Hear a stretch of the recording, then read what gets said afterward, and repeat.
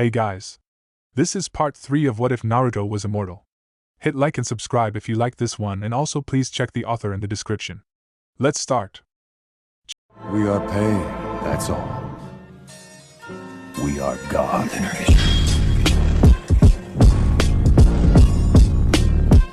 Chapter 13. You look ready to keel over. Blinking as he lowered her latte to the table, Naruto turned and faced the gazing gray eyes of Athena, ignoring the crumbs splotched across the side of her lips. The goddess of wisdom arrived at the fox's den 40 minutes ago, this time on her own.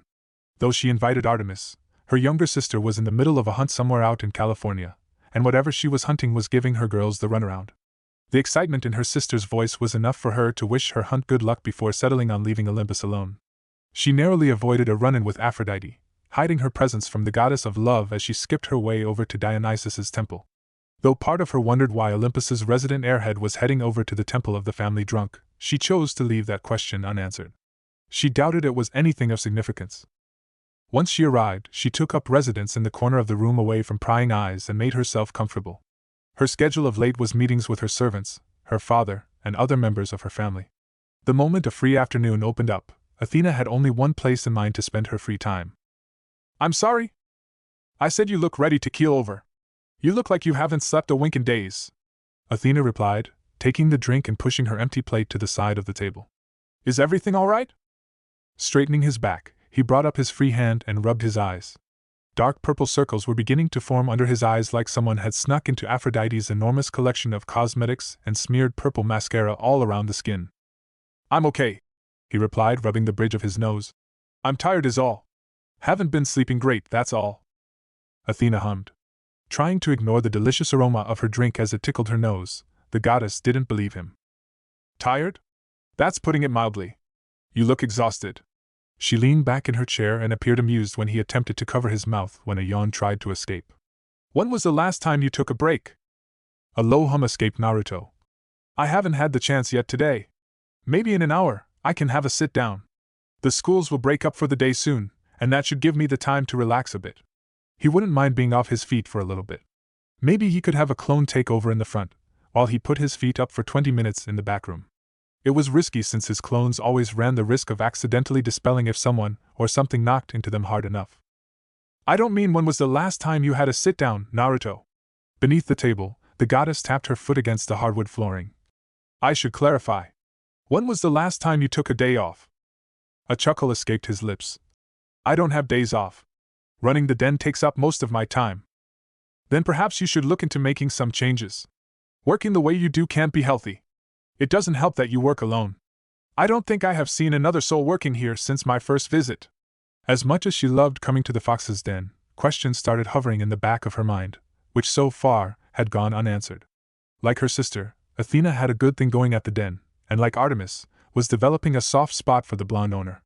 He was vastly different from the other mortal men that she met, and so far hadn't made a pass at her like most already would have. He appeared more interested in getting to know her in a friendly manner, making small talk between her orders and listening with rapt attention when she spoke. I have my Sundays off. A TSK sound came from the goddess. No, you have half of Sunday off. The other half you're here working. She took another sip of her drink, trying to remain composed as the taste of cinnamon covered her taste buds. I know you value your work, but I think you should put some thought into closing the den for one day a week. Sunday would work best since you're only open half a day anyway. Not to mention, you wouldn't be the only one who closes on a Sunday. Sunday was known to be a day of rest, and not only because the faux god's religion told people it was so. Sunday had always been a day where mortals would lay down their worries and take a day to relax and put their feet up. For most people, Sunday was their favorite day of the week, while Monday was typically the worst since it began the working week anew. The blonde sighed with one hand coming up to rub his neck. It would be nice to have a day where I didn't have to think about coffee or pastries other than my own. In the 4 months since he opened up, he was focusing his time on the fox's den 24/7 and left little time for himself. For someone of his unique circumstance, that was hard to do. Working at the den gave him a purpose. Boredom and doing nothing was the enemy, and staying occupied by any means or manner was in his mind the solution. Had a demigod like Talia coming into a mix and entering his life. You don't think the customers would mind? A snort escaped Athena and shook her head. I think they would be more annoyed if you keeled over during service. Everyone needs rest. Even the best of us. That's true. He briefly glanced at the window. I guess I could make up a sign and stick it in the window today. There is still enough time in the day to give people the heads up. The goddess nodded when a thought crossed her mind. You know, this would all be a lot easier on you if you hired someone to help you. A frown appeared on his face, and she watched as Naruto casually waved the idea away. Maybe. We'll see. The idea of hiring someone to come in a couple of days a week and help him during some of the busier days had crossed his mind on more than one occasion. The big glaring issue that Naruto had with bringing someone from the outside into the fox's den was having to explain why there were multiple versions of himself working endlessly in the kitchen. His abilities played a role in the upkeep of the den, and bringing someone in would complicate matters. I never said you weren't, but having someone to help carry the load of running a business would help. I'm no businesswoman, but having someone else around, even playing the role of waiter or waitress, would help make things easier on you. Athena wasn't trying to discredit him. Far from it. Thus far, the mortal had done a superb job on running a business all on his own. She didn't want to see her favorite mortal wear himself down. It would help a great deal. I'm just saying. She shrugged nonchalantly. Yeah, I get what you mean, and I appreciate the advice, Naruto replied. I'll think about it. One step at a time. Athena smiled. One step at a time. His eyes drifted away from Athena and down to the book in her hands. The book looked old if the leather-bound cover was anything to go by, but appeared in pristine condition. On the side, he noticed gold stitching and leading, and tilted his head to read the title. The Old Man and the Sea. Athena hummed, confirming his statement, and taking another sip of her drink. That's an old one.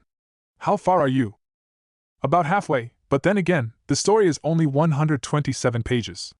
Athena's free hand came up and traced along the spine of the book. I haven't read it in a couple of years, so I thought I would spend an afternoon re-experiencing it. Though she had another copy within her ever-expanding library within her temple, the one she held in her hands was a gift from Ernest Hemingway himself, who had been one of her demigod-brain children born at the tail end of the 19th century. Intelligent beyond his year, he'd thrown himself into writing during his time in Paris in the 1920s, and the goddess of wisdom had watched with rapt attention as her son became influenced by the modernist writers and artists of the lost generation. Despite the many stories he produced, The Old Man and the Sea was a favorite of hers. Naruto hummed, taking a scan of the room to check his customers were all satisfied before he quoted. He always thought of the sea as La Mar, which is what people call her in Spanish when they love her. Sometimes those who love her say bad things about her, but they are always said as though she were a woman. Some of the younger fishermen, those who used buoys as floats for their lines and had motorboats, bought when the shark livers had brought much money, spoke of her as El Mar, which is masculine. The smile on Athena's face widened. They spoke of her as a contestant, or a place, or even an enemy. But the old man always thought of her as feminine and as something that gave or withheld great favors, and if she did wild or wicked things it was because she could not help them. The moon affects her as it does a woman. When she finished speaking, the goddess couldn't help leaning forward, one arm resting against the top of the table. You've read The Old Man and the Sea? It came out as a statement rather than a question. Regardless, the blonde nodded. Some years ago. As you said, it's a good book. He laughed. What's so funny? It's just... He started, and couldn't help the grin morphing on his face. When I was a kid, I would be throwing a tantrum at the idea of reading a book. Looking back on his youth, Naruto often forgot how much of a knucklehead he was. It was no wonder he got on the nerves of so many of his fellow shinobi, including those he called friends and family.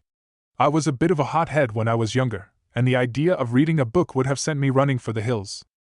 Really? Athena tried to picture Naruto as a kid, and couldn't help inwardly smiling. She imagined a spiky blonde running for the hills while being chased by his teachers. Oh yeah, but I found the value in it as I grew up. A fond smile and a faraway look washed over his face. My godfather was an author, and it was his first book that ignited my enjoyment of books. He chuckled. He didn't have the best of luck with more traditional stories, but did find success in the more risque section. Athena raised an eyebrow. Risque section? Naruto wiggled his eyebrows and gave Athena a look. It took seconds for Athena to understand what he meant. The blonde felt a chill run up his spine, and a frosty look appeared. Her gray eyes turned steely. I see. Athena's thoughts about Naruto started to darken before he put up his free hand. She didn't want to summon her spear. Don't worry. I could barely make it through the first couple of pages. Those kinds of books aren't my taste. Despite Jiraiya's attempts, he never fell to the dark side. So you never got sucked into that vortex of debauchery? Athena muttered and watched him nod his head. Good. That type of literature has no place in the world. It's little more than smut and pornography. Though it wasn't to her tastes, that kind of reading was up Aphrodite's alley. The occasions when she found the love goddess with her nose buried between the pages of a book, it was often one of those silly little love stories, and occasionally, straight-up pornography. The air-headed goddess that oversaw the carnal pleasures in life had been the one responsible for showing Apollo the joys of literature, despite her attempts at steering her godly brother away. You don't have to tell me twice, Naruto replied. I keep a set of his books for sentimental value. They've never even left their protective wrapping. Athena nodded, pleased by his words. Good. See that you don't. I would be greatly disappointed if I ever catch you reading such content. I doubt I would be able to call you a friend if I had such information in my mind. My sister would be less than thrilled too. She could already imagine her sister if she ever discovered such a trait in their favorite mortal. She would string you up in the trees and poke you full of holes. Oddly enough, I could see your sister doing that. Naruto tapped his chin. She seems a little scary when crossed. His words brought out a laugh from Athena. Oh, you have no idea. Whatever words the blonde was about to say died in his mouth when he heard one of his other customers call out his name. He must have lost track of time. He'd been standing there talking to the gray-eyed woman for a while. It appears you're needed elsewhere. Looks that way, Naruto replied. The blonde turned to go and serve the other customers before a thought crossed his mind. He turned his head back to Athena, asking, Quick question. You called us friends. Would you consider us friends? Athena tilted her head. Her expression read she wasn't expecting the question, though it did make her begin to wonder that herself. As mortals go, Naruto was one of the best she had met in a long time, and the goddess of wisdom had to admit, being in his presence was calming. Not to mention, his culinary talents worked wonders on her taste buds. Are we friends? She said aloud, thinking it over for a brief moment before nodding. Yes. I think so. I've visited numerous times now, and we've gotten along since day one. Coming here is often the highlight of my day. Do you consider me a friend? I do. Then I suppose we're friends. A bright smile lit up the blonde's face. In that case, can I ask you for a small favor? Oh? Now she was curious. A favor? Well, if it's within my power, then I can try, though it would depend on what it is. It's nothing strenuous if that's what you're thinking, he said back. You see, I've got some new additions I'd like to put on the menu, but I'd like someone to taste them for me. If you're available, then dash. I'd love to. She blurted out her response, before quickly throwing her hands to her mouth. She hadn't meant to reply with such excitement, but her mouth moved on its own before her mind could catch up. A rarity when it concerned a goddess of her status. However, she wasn't going to miss the opportunity for what Naruto was offering. How could she say no? She could only imagine what kind of delicacies he had in mind. Gently coughing into her hand, she straightened her back and regained her dignified look. What I meant to say is that I would be happy to help. Tell me a time, and I will see to it that I'm available. Deep down, Athena wanted the opportunity to laud it over the likes of Artemis and Aphrodite. None of the other goddesses received an opportunity like this, and she wasn't about to turn it down. Though she was one of the more patient Olympians living on Olympus, she was looking forward to rubbing that in their faces. Great. If you're available, how about tonight? I'll close up around 8 as normal. Head over around then. Perfect. I'll see you then. She tried not to sound so eager, but she couldn't deny how excited she was feeling. Evening rolled around quickly, and the goddess of wisdom soon found herself back at the Fox's Denver. The rest of her afternoon had been uneventful, though a brief run-in with Aphrodite led her to believe the goddess of love had discovered her evening plans. The sneaky love goddess had spies and snitches in every corner of the world like she was some type of lovey-dovey mob boss. Nymphs of every kind flocked to her side with a snap of her fingers, all trying to find favor with the beautiful Olympian. Nymphs enjoyed gossip and spreading rumors almost as much as the deities of Olympus did. Luckily, Deite's attention was elsewhere today, and Athena managed to slip away before the interrogation could begin. The jingle from the bell rang as she entered the Fox's Den for the second time that day, and Naruto's voice reached out to her from the back room. He must have been in the kitchen preparing for her visit. Athena? Is that you? Yes, it's me, she replied, looking around the room. It was strange to see it void of other people. Ever since her first visit with Artemis, the place was always filled with mortals as Naruto's reputation became well known in the West Village area and beyond. The scent of coffee and chocolate still lingered in the air, and a couple of used coffee mugs and plates still dotted around the tables. The last customer must have left mere moments before she appeared.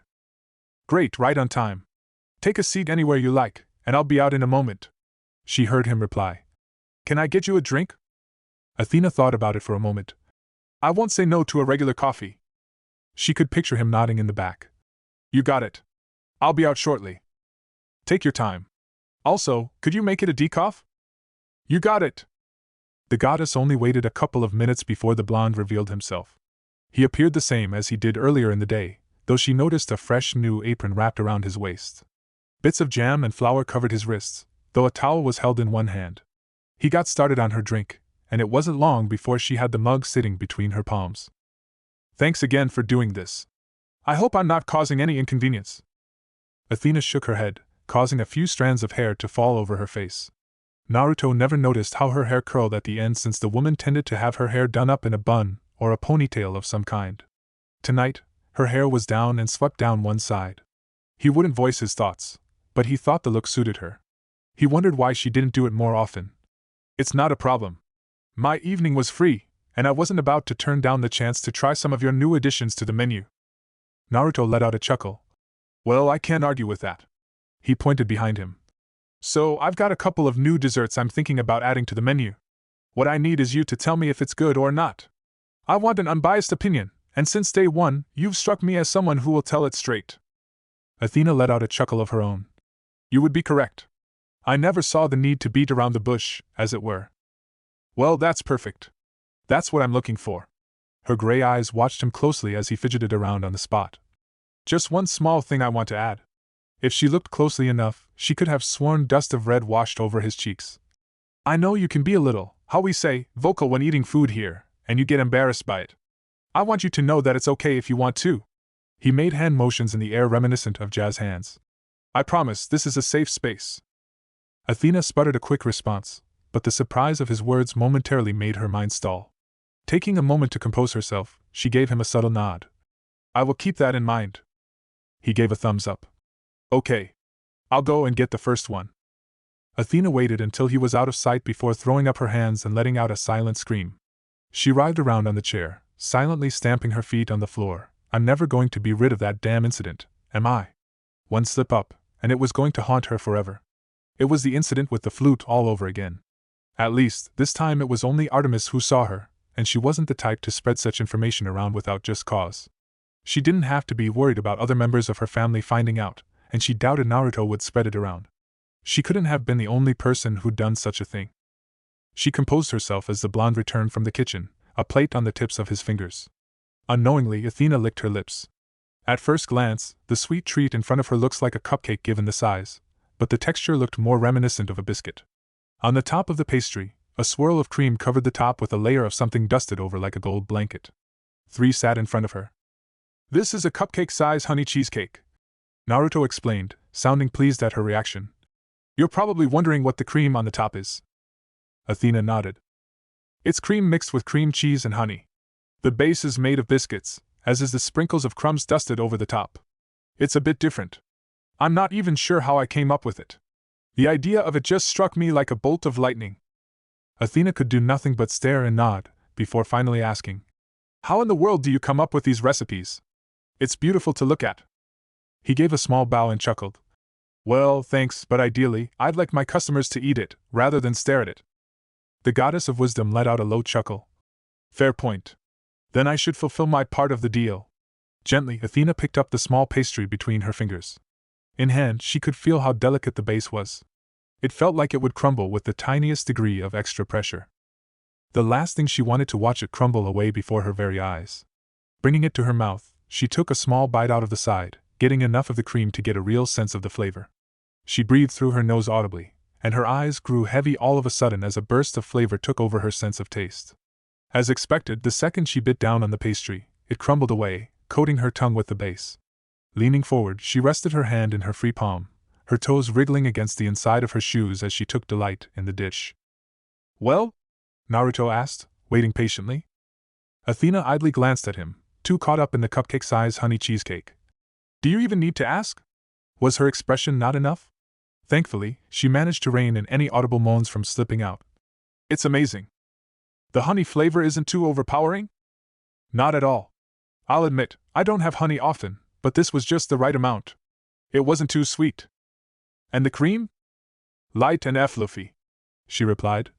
and the biscuit base crumbled as soon as my teeth put the tiniest bit of pressure on it. It was a delightful sensation. Good. That's good. He looked relieved and scratched the back of his head. I was a little worried about this one. There was no reason to be. You did a wonderful job as always. Quickly finishing it off, Athena wiped away the crumbs and splash of cream from her lips. You get a gold star for plate number 1. He smiled. Thanks. That's a relief to hear. I've been cooking and baking for a long time, but I still get the jitters when I'm trying something new. Lacing her fingers together, Athena smiled. She did that a lot when she was visiting the fox's den. Something about the company of the man that ran it brought it out of her. I'll go get the next one, he replied, and disappeared back in the kitchen. He was only gone a few short moments, but while the goddess was alone, she dropped her usual facade and punched the air in delight. Her feet repeatedly tapped the ground as she reveled in the aftertaste of the honey cheesecake. It was so good she couldn't contain herself and had to let it out, though when Naruto returned, she quickly regained her composure. Like before, he gently lowered the plate to the table, pushing the first one off to the side. Athena nearly told him to leave it where it was, but her words fell silent as her eyes settled on the second dish. A drinking glass filled with her next sweet treat rested on the top. Unless my eyes are deceiving me, which they rarely do, can I assume I'm looking at a panna cotta? The blonde almost grinned at her guess. You have a good eye. He watched Athena pick it up, looking over it with an analytical look on her face and resting her nose against the rim of the glass. She took one long whiff and felt a shiver of delight run across her skin. A strawberry panna cotta, as you've figured out. A panna cotta was an Italian dessert made of sweetened cream thickened by gelatin. The name literally meant cooked cream. It was a dish Naruto hadn't created much of in the past but decided to give it a shot by adding it to his menu. What are these on the sides? Those are homemade salted almond snaps. You can have the panna cotta on its own, but I thought the almond snaps would complement the strawberry flavor. He made a motion towards the spoon. Maybe you could tell me? Maybe I can. Athena fired back and picked up the spoon. Breaking off a piece of the almond snap, the goddess scooped up some of the panna cotta and gently placed the snap on top. Panna cotta was not a dish she was overly familiar with, though the ones she had in the past were adequate. Perhaps this one would make the dessert a new favorite of hers. It wasn't a dish her aunt, or stepmother, had ever presented them on Olympus. She leaned in and chomped down on her spoon. This time, the reaction was a little more vocal, and there was nothing she could do to contain it. Oh gods! She whispered, one hand coming up to slide down her cheek. Her ankles crossed over the other beneath the table, and her tongue lapped up every little bit of dessert from the spoon. When it finally left her mouth, there didn't appear to be anything left. Not even a smear of cream. Naruto tried to speak but found his mouth clamped shut as Athena grabbed another spoonful and went for a second bite. She hated that she was making noises that sounded so lewd, but she couldn't help it. Naruto told her that he wouldn't tell anyone, so she put her trust in that. And then a third. By the fourth bite, she deliberately took her time. Well, I guess I don't need to ask, huh? Athena shook her head. A minute passed, and Naruto found himself lifting the empty glass of panna cotta. The goddess devoured the dish like there was no tomorrow. So much so, that the inside of the glass looked half clean already from how feverishly she'd eaten it. She made sure to scoop up every last piece she could get her hands on. There wasn't even a sliver of cream left at the bottom of the glass. He was beginning to wonder which was the gluttonous daughter of Zeus. If you don't put that on your menu, then it will be a crime of the highest order, she told him, dabbing her lips with a napkin. She would readily order that again. The cream was perfect. I haven't had a panna cotta in a long time, but I can say this trumps any I've had in the past. From how quickly you polished that off, I'd be foolish to disagree. He laughed. Thanks for saying so. That's another one going on the menu. At this rate, your menu will feel like it has no end. When inspiration hits, you have to go with it. You don't know when it might come back. Athena nodded. I agree. Without a moment's notice, her embarrassment swiftly returned as loud gurgle ran through her stomach. There was little she could do to stop it, and felt it travel up her body so quickly there was no time to cover her mouth. Once the sensation ran along the back of her throat, she knew there was nothing she could do to stop it. A loud and guttural burp escaped her mouth, resonating inside the silent room. It sounded disgusting, like something Ares or Apollo would do. It wasn't something anyone from her family would think she was capable of. Even Naruto's looked surprised, his mouth a tiny O shape. I am so sorry you had to hear that. She threw her hands up to cover her face, hoping it would help her disappear. Gods, why did it always happen to her? Was Taichi playing some kind of prank on her? Her luck surely wasn't that bad, was it? She half expected him to turn away in disgust, but instead, he let out a loud bellyful laugh that nearly made her jump out of her seat. She sat there for half a minute, watching in silence as he tried to compose himself. Initially, when he tried to speak, he broke out into a fit of chuckles and resumed laughing, until finally, he managed to get himself under control. He wiped his eyes, a sheen of wetness coating the bottom from his hysterics. "I am sorry," he said, waving his hands in the air. His expression still showed he was trying not to crack up. "It was just so sudden, and out of nowhere. You caught me by surprise. Both of us, if your expression was anything to go by." Athena shook her head and tried to bury her face into her palms again. Instead, she found a gentle hand on her wrist and gently pried it away. Her initial reaction was to blast the man who dared to place his hand on her. The goddess of wisdom wasn't as bad as her sister, but as virgin goddess, she was very particular about who touched her. She had a reputation to uphold after all. The only male she allowed to touch her was Zeus, as she had grown up with her father spoiling her and wrapping her up in those giant arms of his into a hug. Her Olympian brothers tried in the past to get handsy with her, though they all came to regret it. They only needed to be told once, or twice in Apollo's case, and they never tried anything again. The sight of her spear in hand would make all of them turn tail. Her spear could appear in a matter of moments in a brilliant light.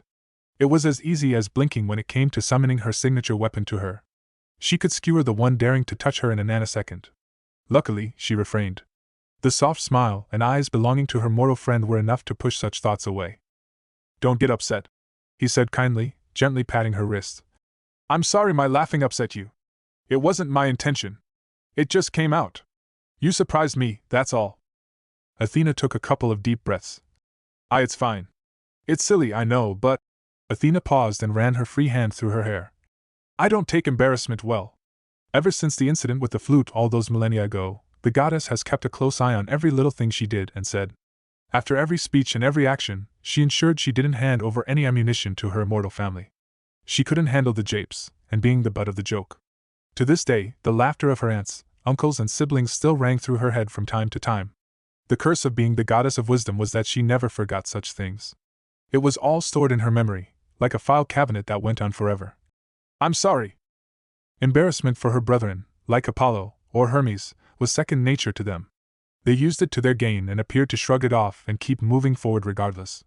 It was one of the few things she could say she was envious for lacking. She wished she could just walk away from such things. The chair next to her made a sound, and she found Naruto taking up the seat. "Don't apologize. You don't have anything to be sorry for." "I know, but dash." "Stop right there," he interrupted, cutting Athena off mid-sentence. "Getting embarrassed is nothing to beat yourself up over. It happens to everyone.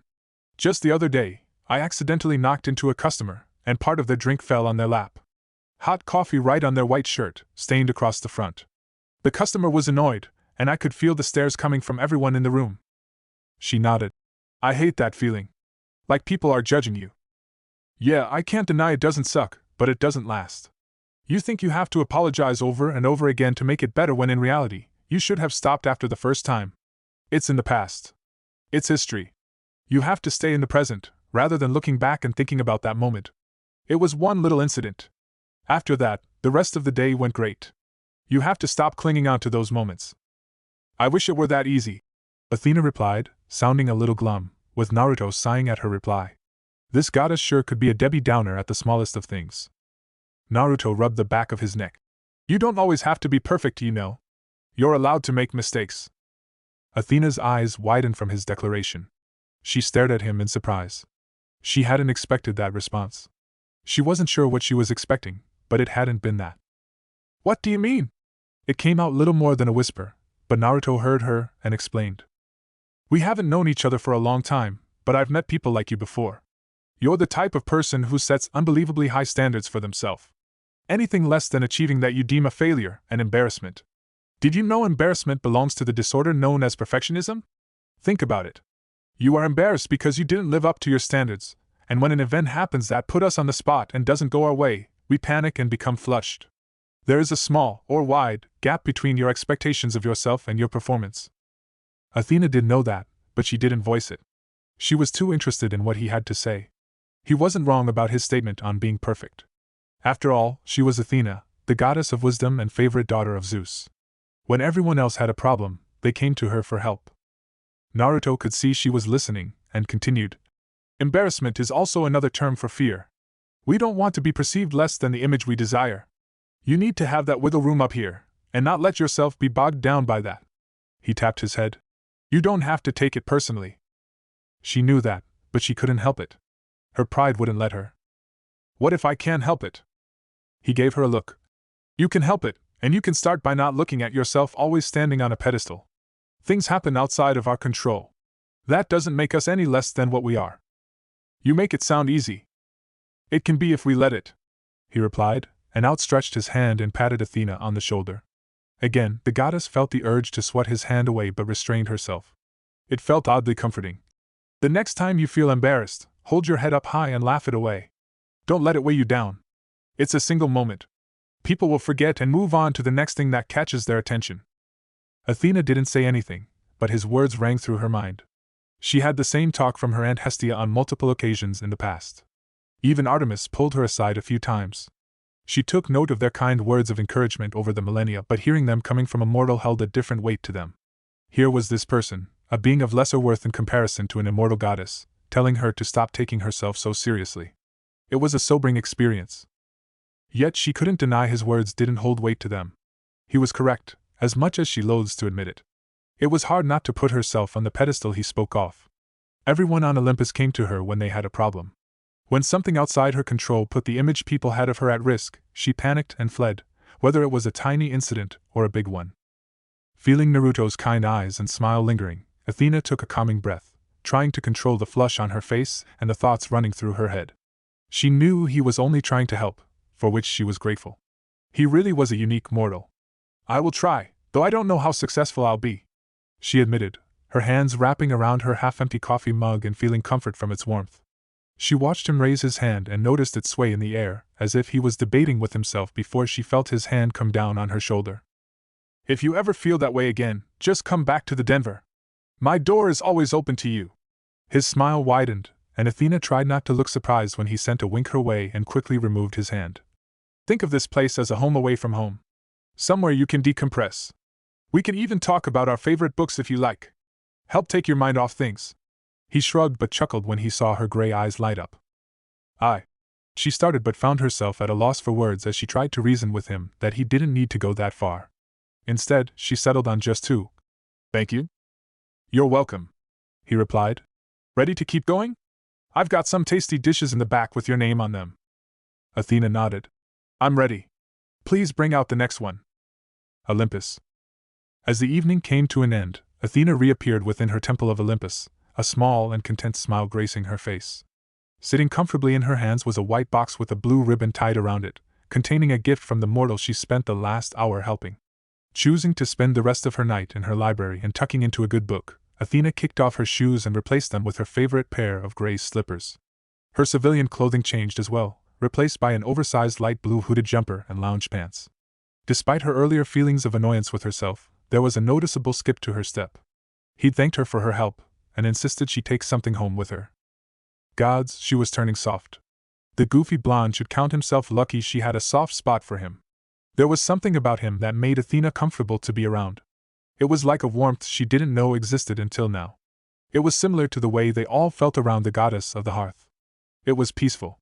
She didn't know how else to explain it. Unknowingly, a shiver ran down her back and momentarily she stopped and looked at the spots on her body where his hands touched. She noted how warm his hands were, before shaking her head and continuing. She couldn't help but let out a small giggle. What has got you so amused, daughter? Turning the corner that led into her reading corner, she was surprised to find her father already occupying one of the armchairs and dressed in his usual business suit attire. In his hands he held a copy of The Great Gatsby, with a pair of reading glasses sitting on the bridge of his nose. He stared up at her and wore a smile he reserved only for his beloved daughters. Father, she greeted, nodding her head and taking the armchair next to him while placing the box on the coffee table in front of them. Is there something I can help you with tonight? I wasn't aware we had a meeting scheduled. Does a father need a reason to visit his daughter? He replied, a twinkle of amusement in his eyes as Athena made herself comfortable and tucked her feet onto the chair. If truth be told, I'm hiding from your aunt. Which one? I have a couple of them. Hestia. Athena rose a delicate eyebrow. A glimmer of light shone on the coffee table. A teapot appeared in the center with 2 mugs, a small saucer of milk and pot of sugar along with it. Reaching over to the bookshelf behind her, the goddess lifted over a small jar hidden between Frankenstein and Gone with the Wind. Inside was her personal stash of tea bags from England, kept hidden from the likes of Aphrodite or Demeter, so she could enjoy a cup of Earl Grey while reading her novels. "Why would you be hiding from Hestia?" she asked as she prepared tea for the 2 of them. Zeus released a sigh. He placed a marker in his book and put it off to the side. "I don't know what has got into her. She came home 3 days ago, and since then has been cooking non-stop in her temple and delivering food to the other gods. She's been churning out new and delicious dinners and breakfasts quicker than anyone can blink. You know how we all get when Hestia starts cooking. She even made her famous steak and kidney pie just for me yesterday. She's been making everyone their favorites." Athena didn't know. Her aunt's food was sought after by everyone. "So why are you hiding?" "Because she's making too much." Zeus patted his stomach and released a tired breath. He felt like his stomach was about to burst through his suit.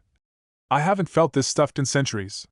What makes it worse is Demeter and Hera eventually got involved, and now the 3 of them are cooking up a storm in Hestia's temple. They tried to make me their guinea pig, but I hightailed it out of there and led them to Apollo. Hopefully, he can keep the 3 of them busy for a little while. They always were a formidable trio when they teamed up." She replied and looked amused when she heard her father grumble. With a wave of her hand, the water in the teapot heated up, and she soon found herself gently filling each of the mugs. Handing one to Zeus, who took it with a quiet thank you, she added a splash of milk to her tea and watched as her father added a teaspoon of sugar to his. With another wave of her hand, a plate and fork appeared. Leaning over, she took the box with the blue ribbon and gently peeled it open. Inside, a luscious-looking lemon-baked cheesecake sat untouched. The lemon smell tickled her nose as soon as the lid was opened, making Athena's eyes twinkle. "Is that a lemon-baked cheesecake?" she heard and found her father leaning over next to her and looking down in the box. "It is." If the look on her father's face was any indication, she wouldn't get to enjoy her cheesecake on her own as she hoped. "Why? Would you like a slice?" The god of the sky and king of Olympus licked his lips. "Maybe just a sliver?" Sighing, she conjured up another plate and fork along with a knife. She had been hoping to enjoy the cheesecake by herself, but it seemed luck was not on her side again. Making the initial cut down the middle, she moved the tip a few inches to the left and pushed down. That seemed a sufficient amount for her father. "A little bigger." She stopped the knife and looked at her father from the corner of her eye. He was still leaning forward but was giving her an expectant look. A small hum of annoyance escaped her lips but quickly set it aside. She did as asked, and moved the knife along another inch. It was more than she was hoping to give him, but she would not be selfish after the delicious treats she enjoyed earlier. Like before, she pressed the knife down. "A little bigger." She stopped again, and this time a frown wove its way onto her face. Her father's expression hadn't changed, nor had he moved. He just sat there and watched like an eager dog waiting for his treat. Her eyes visibly darkened, and her hand with the knife visibly twitched but relented. Again, she moved the knife another inch and started to cut down. "A little dash." He didn't get to finish as Athena's fist came crashing down on the coffee table, splitting it in 2. Zeus almost jumped back in surprise. He didn't speak a word, watching as Athena held the plate up and made one long incision down the middle of the cheesecake. Zeus's plate flew into her hand, and she unceremoniously slapped the delight down on top. "Here." She shoved the plate in his hands, a cold and irritated look on her face before turning her back and walking away with her tea in one hand and her half of the cheesecake in the other. "Tidy up after you're done," she told him, before grumbling something under her breath and disappearing past the bookshelves. Zeus just sat there in silence for a moment, wondering what had gotten into his beloved warflower. He didn't appear to realize how much Athena had been looking forward to enjoying her cheesecake alone, and not sharing it with anyone. Naruto had given her the choice of what she could take home with her. It was hers. "Was it something I said?" he wondered, unconsciously picking up his fork and bringing a bite of the cheesecake to his mouth. The first thing he tasted was the zest of the lemon flavor and the crumble of the pastry base as it fell apart in his mouth, and couldn't stop the guttural hum of delight from escaping his mouth. That's pretty damn good." Chapter 14. 5 minutes to go. Naruto muttered to himself, a frown on his face as he stared up at the clock. He stood behind the counter in the fox's den, his arms crossed against his chest as he waited for his reservation to arrive. He had no idea what he was in for, but Hestia had told him he was in for quite the experience. She said it all with a straight face but knew the telltale signs for when she wanted to start laughing. Something of interest was bound to happen within the confines of his workplace but hadn't the faintest idea what it might be. It all started when he agreed to speak with her nephew. The very same nephew who, months before, had been thrown out of the fox's den because he caught him with a young nymph in a very compromising position. If he had his way, the sun god of Olympus would never set foot in the fox's den again. The shinobi of old could tolerate a lot of things, but he wouldn't allow such behavior when families with young children were known to visit daily. Anyone, such as a small child, could have stumbled upon them while hoping to use the facilities. For anyone else, he wouldn't have considered the notion of letting Apollo back in, but his old friend was convincing. Hestia was a smooth talker when she needed to be. And so, 3 days ago, a sheepish-looking Apollo walked inside the den, and his eyes immediately locked with his own.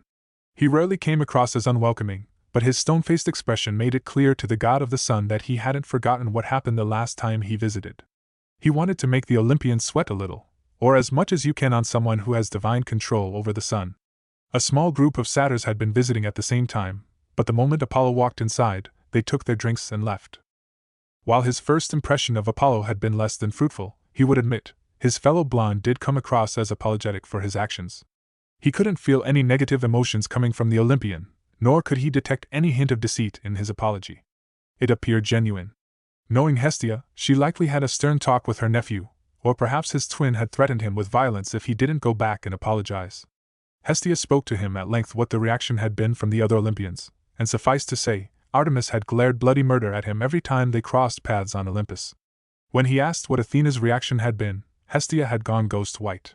She wouldn't say what, but apparently, the goddess of wisdom had been harsh. She motioned her fingers into the shape of scissors and made a snip-snip sound. He understood, and they left it at that. He didn't need an image forming in his head. With the apology made and a promise that such an event would never happen again, Naruto had accepted, though warned that he didn't want to repeat in the future. He was on thin ice as it was, and he would be keeping a close eye on him during his visits. Apollo nodded profusely and promised he wouldn't give in to temptation again. The old shinobi tried not to snort at the claim, knowing the sun god's reputation, but agreed nonetheless. Believing the conversation was over, Naruto had started to move away when he noticed the golden god staring at him, remaining in the same spot. Asking if there was something else he could do for him, the Olympian surprised him when he asked if he could book out the fox's den for an afternoon. He explained his sister had done the same thing over a month ago, and wanted to do the same. It didn't take a genius to know that Apollo was talking about Artemis. Apparently, the goddess of the moon was bragging about it to her Olympian siblings. Try as he might to keep the smirk from growing on his face, the corners of his lips edged up at the mention of Apollo's twin. She hadn't visited in a few weeks, but he was always on the lookout for her. He was dubious at first. He only just gave the sun god permission to return to the fox's den, and perhaps he was trying to push his luck a bit too quickly. His initial response was to decline the request and wait until Apollo proved himself good on his promises. However, seeing the hopeful look on the Immortal's face, and in a good mood after a restful Sunday off, Naruto agreed and allowed it. Like his previous reservation, Naruto briefly disappeared to his office, before returning with his red business diary, and opened it to May. They were in the final week of May, and Naruto hadn't forgotten about the meeting he was due in the coming fortnight. He and Hestia had briefly spoken about it, but little more needed to be said. They knew what needed to happen. All he needed to do was wait until the goddess of the hearth could confirm a date that she would bring her youngest sibling and king. Putting his future meeting with the god of the sky aside, and getting the fees for renting his workplace for the afternoon out the way, he penciled Apollo down in the diary. A party of 5, including Apollo, would dine at the Fox's Den on the Friday of next week and would arrive at midday. There were no dietary restrictions he needed to watch, which was a bonus, and food and beverages would be covered by the fee Apollo already paid. Apollo didn't offer a blank check like Mr. Black, but it was enough to cover his group. It was still more than he expected. Perhaps the sun god was true to his word. Afterwards, Apollo had run out with a giddy expression thanking him and disappearing down the street. That was over a week ago, and the day of said reservation had arrived. Hestia's had agreed to babysit Talia for him, which meant he didn't need to leave a clone in his place to care for her. The little girl appeared disappointed that he wasn't spending the day with them, but her frown quickly turned into a gleeful expression when he promised to take her to the zoo on Sunday. Before leaving the house, she gave him the biggest hug she could muster before running off into the living room where Hestia was waiting with some more coloring books and new crayons.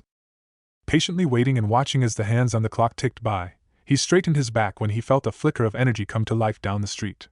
He only had to wait half a minute before the blonde Olympian waltzed on inside. Wearing regular civilian clothes did little to dial back the sun god's natural masculine beauty, his hair tied into a bun like the first time they met, and a pair of sunglasses sitting on his face. A backpack was over his right shoulder and appeared in good spirits if the giant grin on his face was any indication. Seeing as this was a fresh start for the pair, Naruto wore a polite smile as Apollo crossed the room. Right on time. Midday on the dot. Hey! When I promise something, I keep my word. If I say I'll be there at midday, I'll be there at midday, he replied, taking off his sunglasses and showing off his bright blue eyes. They were practically glowing with excitement.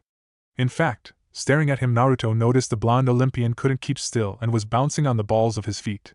He looked like a happy golden retriever about to chase his favorite tennis ball. I guess so. He looked Apollo square in the eye. You look like you woke up on the right side of the bed. Something like that. It's a beautiful day to be alive. Do you want to know why? Naruto shrugged. Sure, why not? Apollo leaned forward, his grin widening. Because it's game day. He placed his backpack on the ground and wandered over to the tables. Do you mind if I rearrange your tables? I need a specific layout once the rest of the group appear. The old shinobi gave the sun god a flat stare, moving the tables around before he had a chance to answer. A sliver of annoyance flashed through him, but pushed it away. Sure, go right ahead. He paid to rent the den out, and if he wanted to rearrange some furniture, then he could. Walking out from behind the counter, he gave Apollo a hand in moving tables and pushing spares off to the side. Working together, it only took a few minutes before they had the layout he desired. Soon enough, a U-shape of tables formed, while a second table sat in the middle and a third was a few feet in front of them. Naruto found himself curious about what kind of game they were intending on playing. It wasn't like anything he'd seen before. He was about to ask why, when the next person started to arrive. An eyebrow rose on his face, and he tried to repress a smirk from forming on his face as a familiar dark-haired immortal with elfish features appeared through the windows and entered the Denver. Unlike the last time, he was wearing civilian clothes instead of his postman attire, and looked significantly well-rested. The dark lines beneath his eyes were gone, leaving only a healthy light-skinned complexion. Like Apollo, a backpack was across his shoulder. Apollo! The sun god spun around, and both wore expressions of equal excitement. Hermes! The pair of Olympians embraced in a tight hug before both shook their fists in excitement. What day is it? Game day! Hermes ran a hand through his curly dark hair. It's been too long, man. I need my fix. It's all I've been thinking about for the past couple of days. He poked his older brother in the chest with his index finger. You better have something good planned. Hey, it's me. Apollo opened his arms wide. I always deliver on the goods. Don't worry about it, Herm. When do the others get here? Any minute now. I only arrived a few minutes ago myself. Nodding, Hermes looked across the room, and only now noticed the blonde shinobi standing there, casually watching as he and his brother conversed. His eyes narrowed, and his face suddenly turned pouty. Naruto could only imagine he was thinking about the last time they met face to face. It's you. Naruto gave a short wave. It's nice to see you again. It's been a while since you were last here. I was beginning to wonder if you were ever going to stop by again. Instead of answering him, Hermes turned and looked at his brother. Does he have to be here? Well, he does own the place. Can't really kick him out of his own business. I mean, we could, but then we'd have to deal with Artemis and Athena, and we both know how that will end up for us. Apollo shook his head and waved his hands in front of him. No thanks.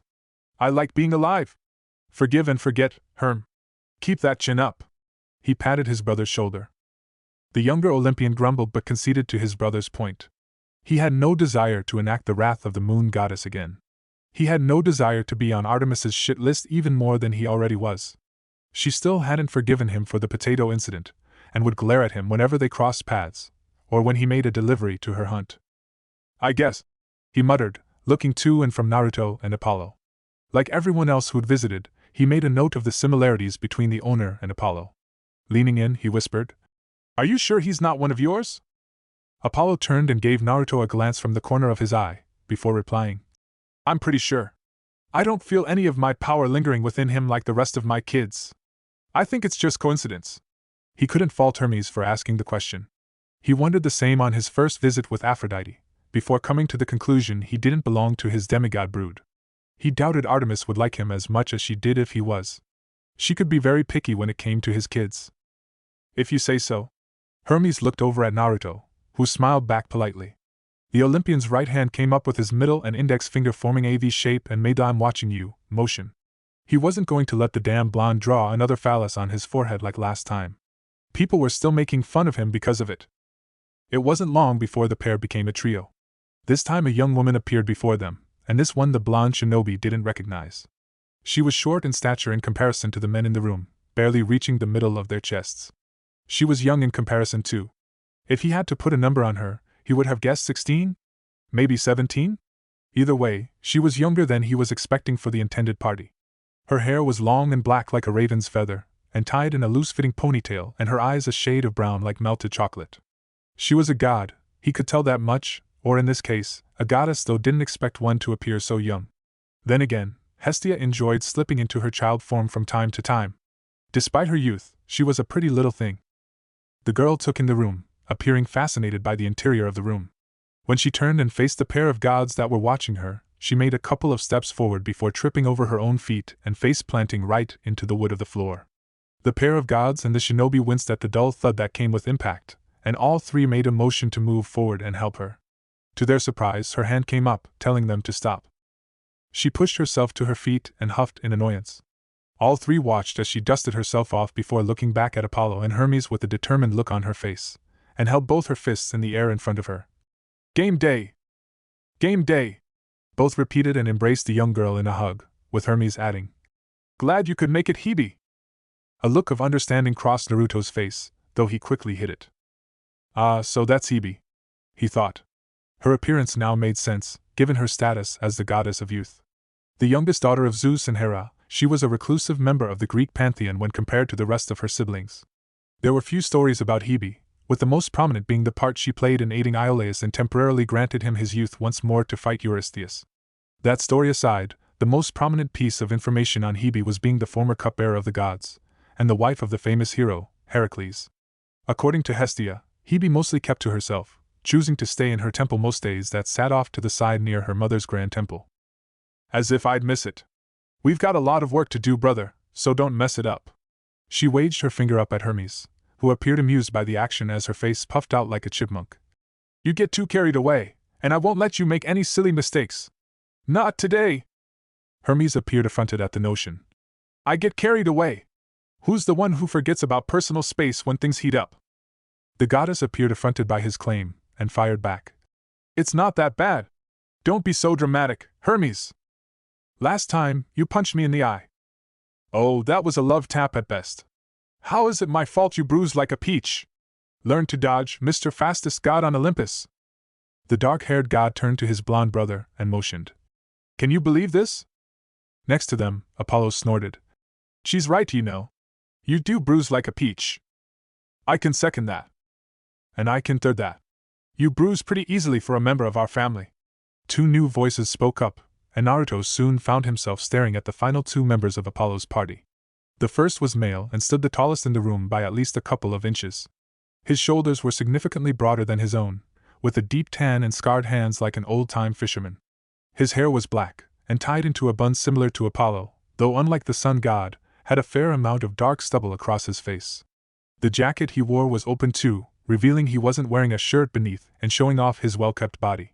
The second person was a woman, with long hair that was kept free from any braid or ponytail, hanging loosely down her back like a beautiful curtain of wheat gold. Her eyes were a shade of green, though much lighter than the man next to her. While his eyes were the color of the sea, hers were more of a mossy shade. A gold bracelet shaped like a laurel sat on her left wrist, while a small pair of earrings shaped like poppies dangled from her ears. She appeared older than Hebe, and was equally as attractive. "Triton! Despoina!" The excitement in her cousin's voice was enough to make the Despoina giggle at his reaction.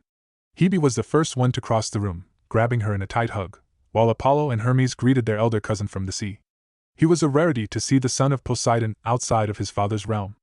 Compared to his Olympian cousins, Triton took his duties bequeathed to him by his father as serious as a god could, and rarely took days off. Although not an Olympian, Triton was respected by most, with many believing it was his work ethic Athena tried to emulate during her days as a younger and inexperienced goddess. Many tended to forget it was Triton who kept a watch over her when she first arrived. There was stability with Triton that few gods in their pantheon could claim to possess. Not to mention, when he had a few of Dionysus's wines in him, he loosened up and became the life of the party. "Sorry if we're a little late." The god's voice was notably deeper than his cousin's and nodded his head towards the goddess next to him idly chatting away with Hebe. "I ran into this one, who was gushing over some baked bread in a nearby bakery a few blocks over. Nah, it's cool, it's cool. We just got here too. Hello, Triton. This time, Hebe turned to her older cousin and laughed as she found herself hooking her arms around his neck and dangling off the front of his body without a care in the world. Said God tried to look annoyed but was failing miserably. Despoina embraced her two cousins, before asking, "Still no Dionysus then?" The god of wine and youngest Olympian was a regular member of their group, though was sadly unable to play as of late due to defying his father and not being able to control his urges. Nah, no luck. I tried to convince Dad to give him a pass for one day, but you know what my old man is like. Apollo explained, shivering at the memory of his father glaring at him for bringing the subject up again. He tried every time they all got together, but his father wouldn't budge. Why did Dionysus have to go after that nymph? Even Apollo, the biggest ladies' man on Olympus, would refrain from seducing someone declared off-limits by Zeus. Well, he's only got himself to blame, Triton added before finally taking note of the third blonde in the room standing patiently up to the side as they had their conversation. Who's Immortal? It came out quietly, watching as Naruto wore a patient smile as the rest of the newcomers took note of him. A menace to society, Hermes muttered, though felt Apollo wedge his elbow into his side. That's Mr. Uzumaki. He generously let us borrow his diner for the day. Naruto nodded their way. Please, just call me Naruto. And did you know? Triton added and made a swirl motion with his fingers. Use the mist? Triton nodded. Of course. I wrap this place so thick in the mist people will be walking past it without so much as batting this place a glance. It'll cover our conversations too with him, so we don't need to worry about stepping on any glass. The older god seemed pleased. Good. I would hate to have a repeat of Mulligan's Steakhouse. That was 4 years ago. And I didn't know she was clear-sighted. As the three boys conversed, Hebe and Despoina took it upon themselves to walk over and greet the smiling blonde. Of course, like everyone else in their family, they'd heard the rumors floating around this place. The daughter of Demeter heard all about it from Persephone after one of their many afternoon tea sessions with their mother on the balcony of her temple. Her sister never spoke about any mortal business in such high regard before, and though Demeter initially appeared interested, said interest waned when Persephone mentioned how much Hades enjoyed it. For Hebe, it was a similar scenario, though for her it came from the lips of Artemis during one of the monthly gatherings at Hestia's hearth between the goddesses. Any mortal that could make the goddess of the moon swoon and praise him was enough for her to investigate. Sorry for their loudness. I'm afraid the boys in our family don't know the volume of their voices. Despoina apologized. Some of the women too. The blonde smiled at the pair. That's okay. I take it this is your first time to the Fox's Den? It is, yes. From beneath the counter, Naruto pulled out a small stack of menus and handed one to each of the women. Here, take one of these and see if there's anything you fancy on them. Since you'll likely be here for most of the day, you can order whatever you want, whenever you want. I'll be sitting here at the counter while you're in the middle of your... He paused before adding, game? Both girls looked at each other and broke out into giggles. Apollo didn't tell you much, did he? The blonde shook his head.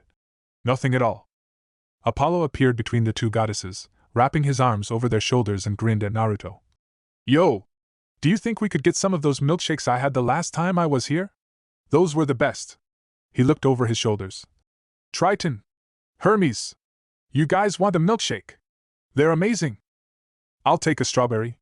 That came from Hermes, who took his place around the table. His backpack was on his lap, unzipping the top and grabbing a few items out from inside.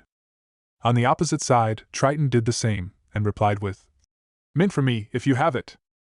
You got it! Apollo nudged his sister and cousin. Ladies? A vanilla milkshake would be nice. I haven't had a milkshake in forever. Despoina replied, a pout forming her face. Mother never lets me have one where we're together, which is all the time. She loved Demeter dearly, but the goddess of the harvest was too clingy and fussy. She was a grown goddess. She could make her own choices. I think I will have an Oreo milkshake, thank you very much, Hebe answered, giving the menu a quick skim before settling on her choice. And I'll have a chocolate milkshake. Naruto gave a small salute. All right, I'll have those ready for you shortly. Why don't you guys go start your game, and I'll bring them over to you. And we're done! Naruto muttered to himself, crouched down by one of the tables in the kitchen as he lowered the final cherry delicately on top of the whipped cream floating on the surface of the chocolate milkshake. Together, 5 milkshakes of equal height with the classic red and white striped straws were carefully lifted until perfectly balanced on the tips of his fingers. Not too shabby if I say so myself. Pushing the door open, and re-entering the main room, he wasn't sure what he was expecting to find. Maybe they were playing a board game. Monopoly or something? They all had large bags with them, so anything was possible. He wondered if Talia had played any, and if he should get some for them to play in the evenings. Instead, what he found nearly made him stumble from the absurdity of what he was witnessing. At some point, someone, probably Apollo, must have closed the blinds and turning the lighting down. Across the tables he and Apollo put together, black cloth covered them, notepads and various sized dice splayed out in front of the players. Apollo, who was seated at the table not attached to the larger arrangement, was sat with a dark cloak covering his body, the hood pulled up to cover the top half of his face. A cardboard screen was up to shield whatever objects and notes he had laid out in front of him. "Welcome, travelers," Apollo spoke as he stood up and looked across the players in front of him. "Welcome to this week's game. As always, I, Apollo, will be your dungeon master. One quick announcement. Like I said earlier, the Diabolical Five will be without Wisteriax the Tiefling Sorcerer. As we all know, D couldn't keep it in his pants and can't join us until I manage to crack Dad." Around the U-shaped table, the other members of the party, or the Diabolical Five as he learned, nodded their heads. Each one had a change of attire, and each one of them looked like they belonged with King Arthur and his Knights of the Round Table.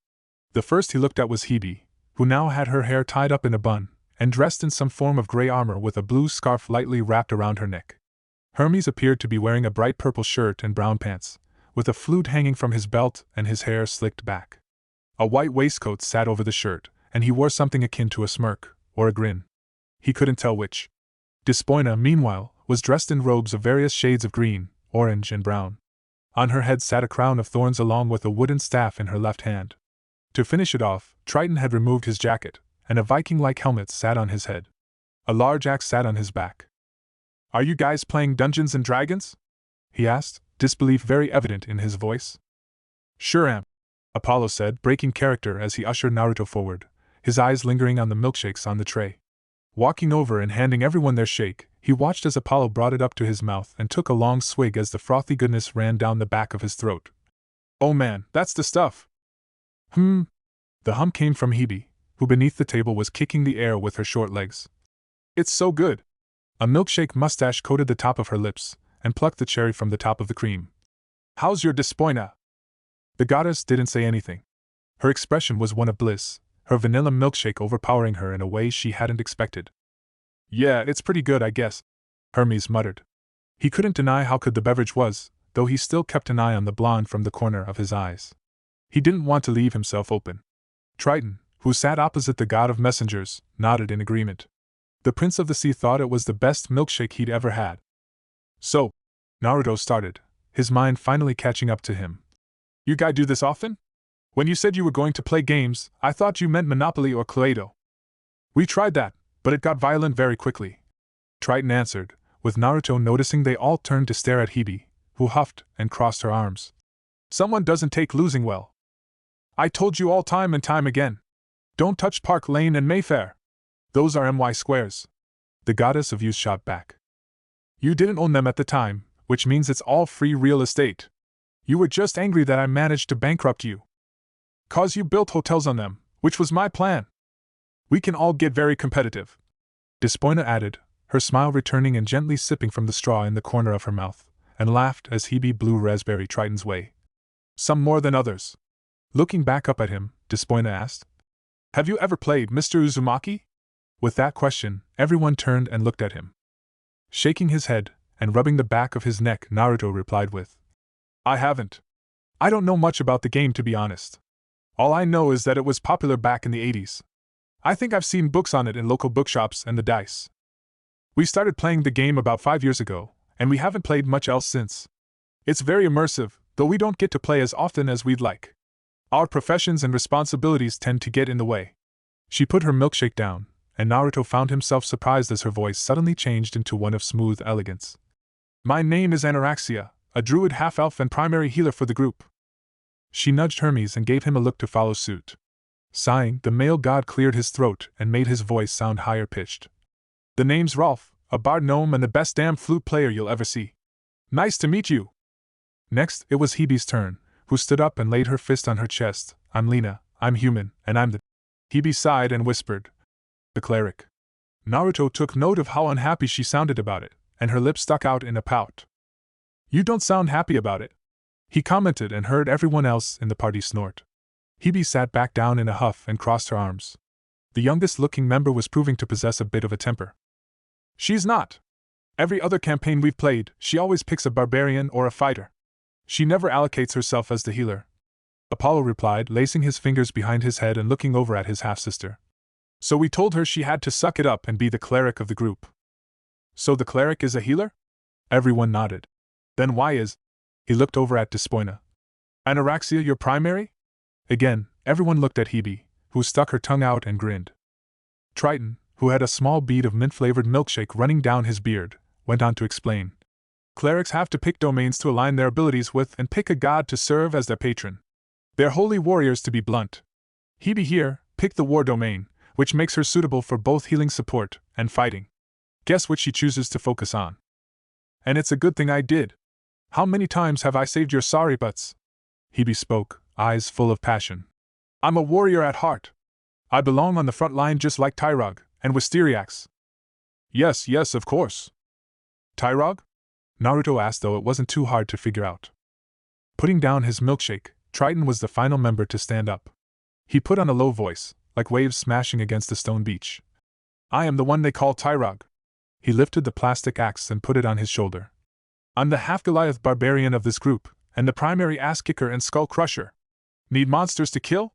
I'm your man. He grinned and stuck his tongue out at Hebe, who returned the gesture. If the blonde shinobi had to guess, the daughter of the king and queen preferred to play the barbarian. That's the group. Apollo looked up at him from his seat behind the table. We have one more, but he was grounded by our dad and put on house arrest. Maybe you'll get to meet him in the future. Maybe, Naruto replied. So you guys do this often? When we have time, but we try to do it once a month if we can. The blonde nodded. All right. In that case, I'll leave you guys to play. If you need anything, I'll be sitting by the counter.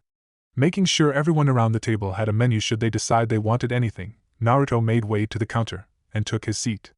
He had a book to read for the afternoon, but something told him he didn't want to miss what was about to unfold in front of him. Watching the group play their game was an experience he was unlikely to forget any time soon. He knew of the game, but he'd never seen it played before. From what he understood, it was an action role-playing game, with one person acting as the narrator of the story, or campaign in this case, while the rest would play characters they created. They went in depth, like their character's history, personality likes and dislikes. He couldn't speak for anyone else who played the game, but the 5 gods around the table appeared very passionate and committed to the game. 3 hours in, and his book remaining untouched, Naruto found himself leaning on his elbows as he watched them. As you guys push on further northward for another 2 hours through the ever-changing grass, you begin to notice the color of the grass begin to shift and change the further north you go. Apollo described, looking across the room with his fingers laced in front of him. Starting from the deep verdant green we're all familiar with, it changes into a maroon, purplish color. Whoa! What's up with this field? Hermes chittered away, feigning surprise as he looked around the room. It's like some big kaleidoscope. I would like to pop Henry out of my bracelet, Hebe added and tapped her wrist.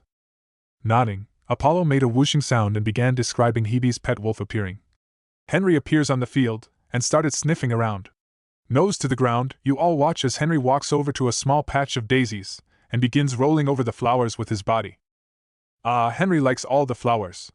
Hebe raised her hand and pretended to pat a creature that wasn't there. The only one who didn't look amused out of the bunch was Despoina, who lunged forward in her seat, her arms out wide. A frantic look is on her face, her crown of thorns threatening to topple off her head. Don't do that! You'll make the field angry! She pretended to get in front of the make-believe wolf, her arms going wild. It'll be angry for weeks. It might try and hurt us. Triton and Hermes looked confused and amused, while Hebe frowned at her cousin. She pretended to hug her make-believe wolf while saying, Anna! Do not yell at my wolf. I was trying to protect him. Afterwards, Apollo begins to describe Henry the wolf rolling through the grass again, with everyone watching as Despoina's expression relaxed and stared at Apollo. Does it seem angry? No, it's all fine.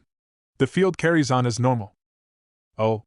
It went silent for a moment, everyone looking at the blonde goddess and waited for her response. They didn't have long to wait before Despoina's face turned into a mask of fury, as her feet repeatedly stamped on the ground. Suck it, grass! The moment you say that, the grass goes from a purplish maroon into a deep red. Hermes dropped his head into his hands, while Despoina looked like a fish out of the water. Oh God! What did you do? I don't know. You said everything was fine, she accused Apollo, pointing at him with an annoyed expression. I said it was fine for a wolf to roll on the grass. I didn't say it was okay to flat out insult the field, Apollo reasoned with. As all of you begin to continue forward, you find the grass is getting denser the further you go and begins catching on your ankles. You're all close to falling over a few times, but you manage to catch yourself. You get the distinct feeling the field wants you gone. Triton sighed, looking at his half-sister with a tired expression. You turned a field against us. Good job. He turned to Apollo. Do we have to fight it? That's up to you. I could torch the field. I think I've got a casket of oil in my bag of holding. From across the room, Naruto watched in fascination. It was preposterous, and yet it was happening in front of him. No! Don't do that! Hebe looked over at Apollo. I jump on Tyrog and cover his face with my hands, stopping him from taking out the casket. Triton flailed his arms around. Get off me, you pitiful excuse of a cleric! Being the only silent one, as Despoina started doing some strange dance to try and calm down the field, Hermes let out a low sigh and got Apollo's attention. I'm going to try and reason with the field. He took a sip of water and cleared his throat. Lovely field! I apologize for the rudeness of my compatriots. We will be gentle as we meander our way through you. We will make as little of a mark on your magnificence as we can and enjoy the splendor of your ever-changing colors. You are majestic.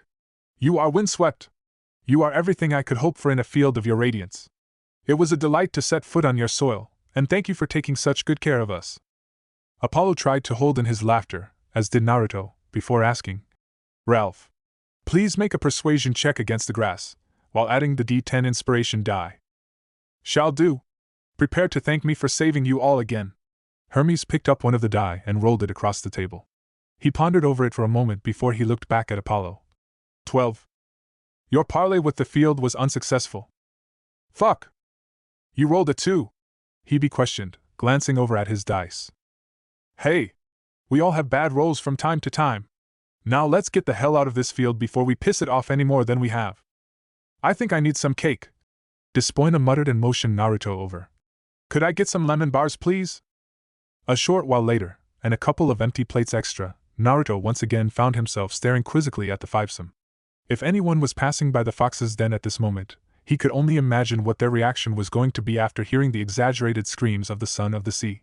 The party of 4 successfully made it through the field without angering the rainbow-colored meadow further, and found themselves traveling through a narrow pathway that led up towards the mountain. However, before they could get very far, Apollo described a golem made of stone blocking their path and refusing to allow them passage. Hebe, being the practical joker of the group, decided to use a technique called polymorph and turn the golem into something else entirely. Will someone please get this thing away from me? Triton shouted, holding up a plastic shield as he pretended to get knocked back by an invisible creature. Whose plan was it to polymorph the golem into a giant squirrel? You know I don't like squirrels. They have it out for me. He made a bunch of nonsensical noises, which were soon followed by, Stop standing there and help me. Hermes stared over at his half-sister since Hebe was the one who cast polymorph on the golem. Why did you turn it into a squirrel? You knew what the outcome was going to be. This is the 4th time it's happened this campaign. And it gets funnier every time it happens, Hebe replied, trying not to laugh at the nonsensical babbling coming from Triton. You'd think he was fighting Rotosk, Despoina added, focusing partly on the scene in front of her, while happily nomming away on a lemon bar. A squirrel that size would get problematic. I don't know how Fry and the others deal with such an annoying creature, Apollo added, watching his cousin in amusement. It was always good to see his serious cousin of the sea get into role-playing and act like someone the polar opposite. I know Artie had been half tempted to hunt it down on a few occasions. Die! Die! Die! The sea god swung the shield around like a bat. Help me! Is anyone brave enough to jump in and help your poor barbarian? Apollo asked, sitting there in amusement as his cousin got bested by a giant squirrel. Otherwise, this could take a while. Lena, Hermes and Despoina said, looking at Hebe, who appeared to be enjoying the sight immensely. Her shoulders were shaking up and down with Triton shouts and screams tickling her funny bone. Did you have to make it so big? It was funny. Hebe shrugged, but felt the eyes of everyone else boring to her. Oh, fine. I'll turn it into something smaller. She waved a hand in the air. I use polymorph again. What do you turn it into? The goddess of you shrugged. No idea. How about a snail? He nodded. With a wave of her hand, Lena uses polymorph one more time and altered the form of the squirrel. You all watch as the body of the furry critter shudders for a moment, before it shrinks in size and takes on a new shape.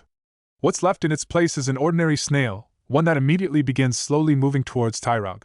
The sun god described as Triton let out a sigh of relief, before glaring over at Hebe. Are you all happy now? Hebe asked in character, before turning to Triton. Come on, you big baby! Let's get going. We have a dragon to kill at the peak of that mountain. That thing will stay in that form for an hour, so let's get away from here and conserve our strength. My weapon is burning for some real action. Here's your coffee, Naruto offered, lowering a mug of freshly brewed goodness next to Triton.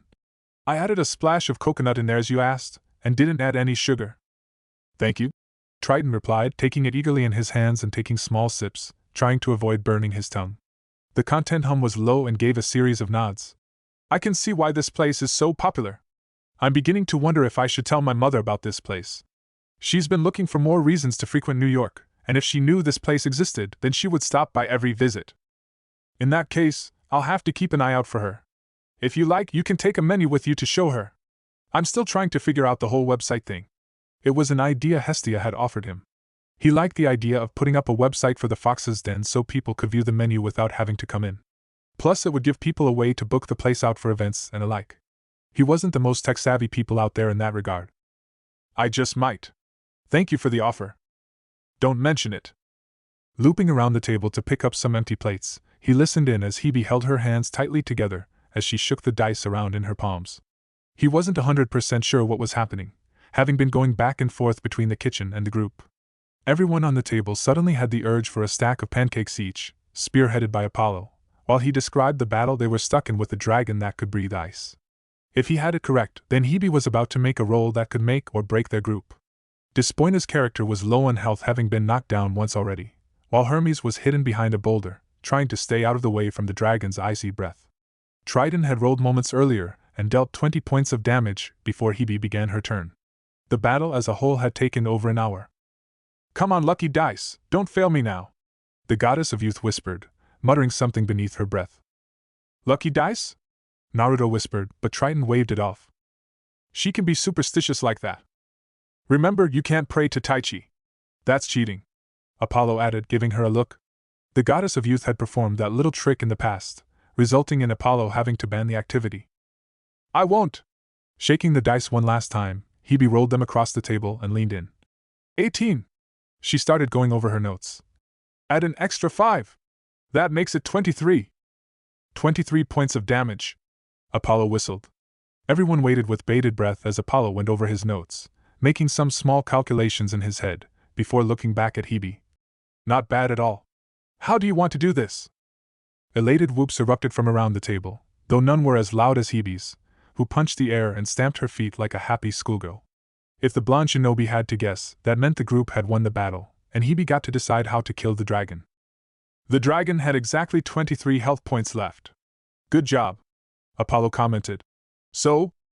Rubbing her hands together, the normally happy-go-lucky child of Zeus and Hera rubbed her hands together in a devilish manner, truly giving into her character's bloodthirsty tendencies. I want it to go a little something like this. I want to run to the dragon and climb up its back, using the spikes on its body like climbing hooks. When I get close enough to the head, I'm going to swing my sword and drive it through its icy blue eye. She grinned viciously. Hermes leaned away from her, worried her idle hands might look someone to catch off guard, but I won't stop there. With every ounce of strength I have, I pull it to the ground, the sword still attached through the eye. With its head resting on the ground, I draw it out and pierce it right between the eyes. I kneel, and watch as the light darkens in its eyes. Around the table, everyone just looked at her, though none looked as taken aback than Naruto did. Granted, she was only playing a character, but he never expected to hear something so brutal escape the lips of a goddess who was known to be one of the kindest to be around. All Hebe could do was give everyone a sweet little smile, as everyone half-heartedly listened to Apollo describe the scene back to them. Letting out a yawn, Naruto rested against the counter. Looking at the clock, he could see the hands were drawing close to 8 p.m. As he mentioned to Apollo the other day, that was the cutoff point for the evening. As fun as the day went, he was looking forward to heading home and putting his feet up. When the god of the sun finished his description and turned to his direction, the blonde shinobi gave a quick motion to the clock on the wall, to which his fellow blonde quickly understood. He watched as Apollo slowly started bringing their game to a close. Later that evening. I'm home, Naruto called, closing the door to his home shut and slipping off his shoes. The smell of dinner and baking hung in the air, enough for it to tickle his nose with a delightful aroma. It wasn't long after walking through did the sound of small feet reach his ears and found himself smiling as Talia appeared from the living room, her head appearing from behind the arch.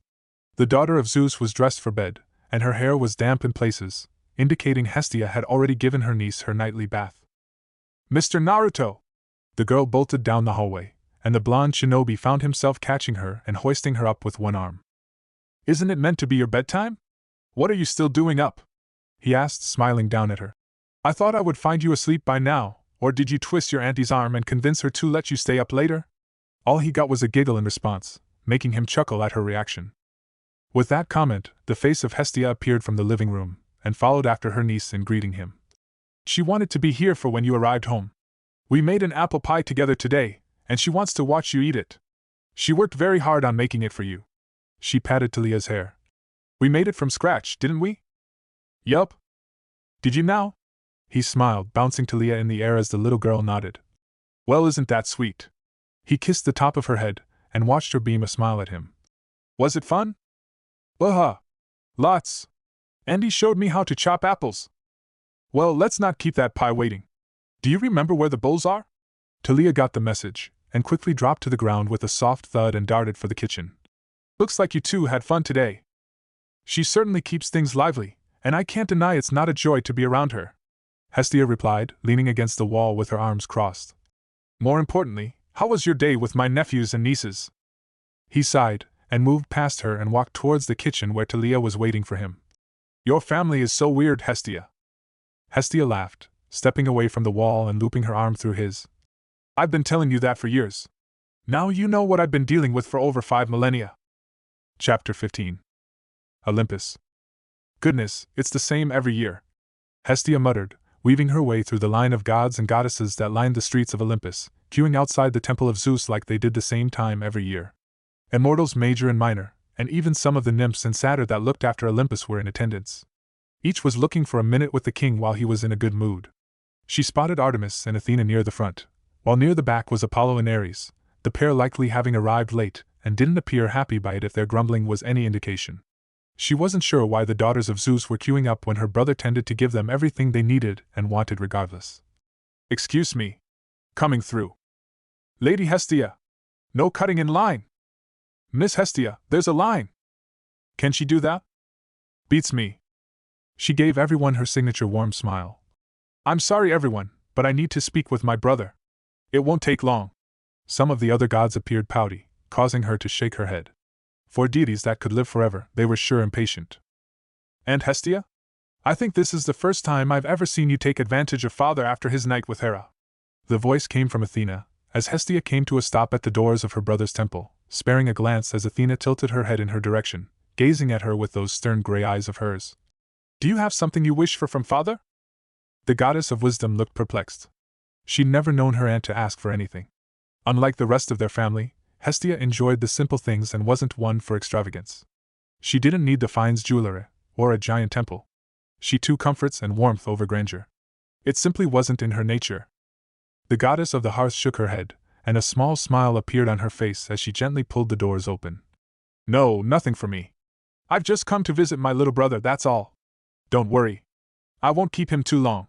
She meant to go inside, but stopped and turned back towards her niece. What are you asking for this year, Athena? Athena straightened her back. Many of the world museums are in desperate need of refurbishment. Some go as far as needing renovations, but the mortals in charge are being difficult. I'm merely going to check with Father to see if I can go down and hurry things along. Athena crossed her arms. Maybe ask for an additional museum, or maybe a library to be built in a location of my choosing later on. I'm sure you have a list made up for possible locations. Of course. Without lists, nothing would get done. Something's never changed, Hestia thought, before wishing her niece good luck. I hope you get what you're after. Behind Athena, Hestia offered Artemis a wave. The goddess of the moon offered one in return before she disappeared through the doors. She heard some groans as she entered, but could only laugh as the doors closed behind her.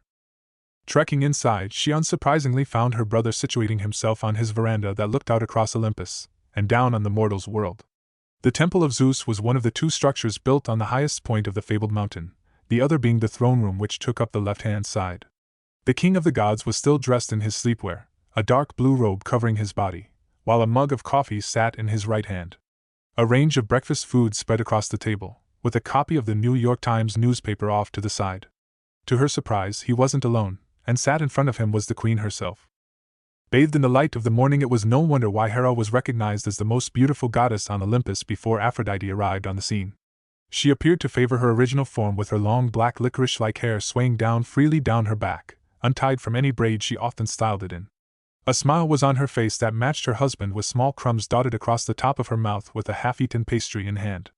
Her dark brown eyes shimmed with happiness and amusement. She and youngest daughter were near copies of each other, but there was a regality in Hera's form that Hebe couldn't mimic. Beneath the table, her feet were bare with a golden ankle wrapped around her ankle. She couldn't help notice her foot brushing against her husband's leg. I didn't think Hera would be here. Normally, she retires to her temple after her night with Zeus. Though it appeared that didn't seem to be the case, it didn't hinder her plans. She and Naruto had been planning today for a time and needed to see it through. Hera's presence wasn't going to stop her. Stepping onto the veranda and approaching the table where the happy couple sat, it took but a moment before both sensed her presence and turned their heads in her direction. "Sister!" Zeus's voice reached her first. The large god pushed himself out of the chair, a beaming smile on his face as he quickly crossed the veranda and scooped her up in a hug. His beard tickled the top of her head, and she found herself kept there for a few moments before finally getting settled back on her feet. "This is a nice surprise. Come! Come! Join us for a late breakfast." "Zeus is right, this is a nice surprise and a welcome one at that," Hera replied, putting her pastry to the side and dusting off her hands. "To what do we owe the pleasure on this fine morning?" Hestia settled on the chair between them. It seemed Zeus wasn't the only one in a good mood. Her sister looked happier than she'd been in months. Perhaps the yearly ritual of Zeus taking her virginity was the final action needed to repair their marriage, however temporary it may be, until something else came along to infuriate the pair. Hopefully, today's meeting wouldn't be that event. "Oh, nothing. I wanted to see if Zeus was free today and if he had time to come into the city with me. Maybe get a spot of lunch." By the look on the god of the sky's face, that appeared to be something he wanted to hear. His broad smile got broader, and his electric blue eyes, the ones Talia's inherited, glowed brighter in delight. "That sounds like a terrific idea. I can't remember the last time we went into the city for a meal. Certainly not this decade." He looked across the table and back to his wife. "Would you like to join us, my love?" For a brief moment, worry filled Hestia's heart. She hadn't counted on Hera attending the meeting with her, and if she did, then it would likely spell disaster. Talia would be there, and since she had been at the center of her sister's ire over the past couple of months, she didn't think Hera would be able to keep herself in check. If she lashed out, not only would Zeus's anger also begin to burn, but Naruto would step in as well. It would be a mess, and not one that could clean up with a simple motion of someone's hand. Luckily for her, that worry was not, as Hera shook her head. "I'm afraid I already have pre-existing plans with Hebe and Alethea, though maybe some other time. There's this little place in the city that's been all the rage amongst the gods of late. Maybe we could try it sometime soon." Strangely enough, that's where I was hoping to take Zeus today. Her sister visibly deflated, sticking her perfect lips out in a pout. "How unfortunate," Hera muttered, now looking genuinely disappointed. "Well, never mind. You'll have to tell me what it's like when you return, my love, and we can plan a trip ourselves." "Of course. I would love nothing more, my queen." Standing up from her chair, she walked to the other side of the table, and planted a soft kiss on her husband's lips, a hand gently brushing against his cheek. "Last night was—" "I know. We haven't had an evening like that in some years. Let's hope we have many more nights like that in the future," she whispered back. The two were acting so lovey-dovey that Hestia started to feel out of place, and tried to look anywhere but the happy couple. She didn't need to hear any details on their night together, and gently hummed to herself as she waited for them to finish. Eventually, Hera parted from her husband. "I need to go and get ready. I meet with the girls in an hour. Enjoy your day together. Perhaps try and bring me back something sweet for dinner tonight." "Am I not sweet enough for you, my beautiful wife?" Zeus replied, a look in his eye that Hestia didn't like. If she hadn't arrived when she did, the pair would have likely started using the table for something else. "We'd be happy to, sister." With that, the goddess of marriage disappeared in a golden shimmer, leaving the king and his elder sister alone together. Enlil won't be joining them? The twin of Ares hadn't visited Olympus in a long time. Many of their family hadn't seen Enlil in decades, maybe even centuries. The only person who had any contact with the goddess of war was Hebe. Hera had tried on different occasions to coax it out from her daughter, but with no success. No doubt she would likely try again today. The relationship between Inayo and her parents was tender at best. Still no luck on that front. Zeus sighed and crossed his arms. That girl. She was never an easy one. She was never really the same after being denied a position on the Olympian Council. She remembered that day.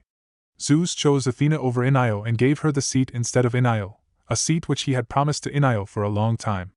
She could still remember the hurt expression on her niece's face, worsening when Hera, who initially supported Inayo, sided with Zeus on the decision. Athena was the better fit for the position. There was no denying that.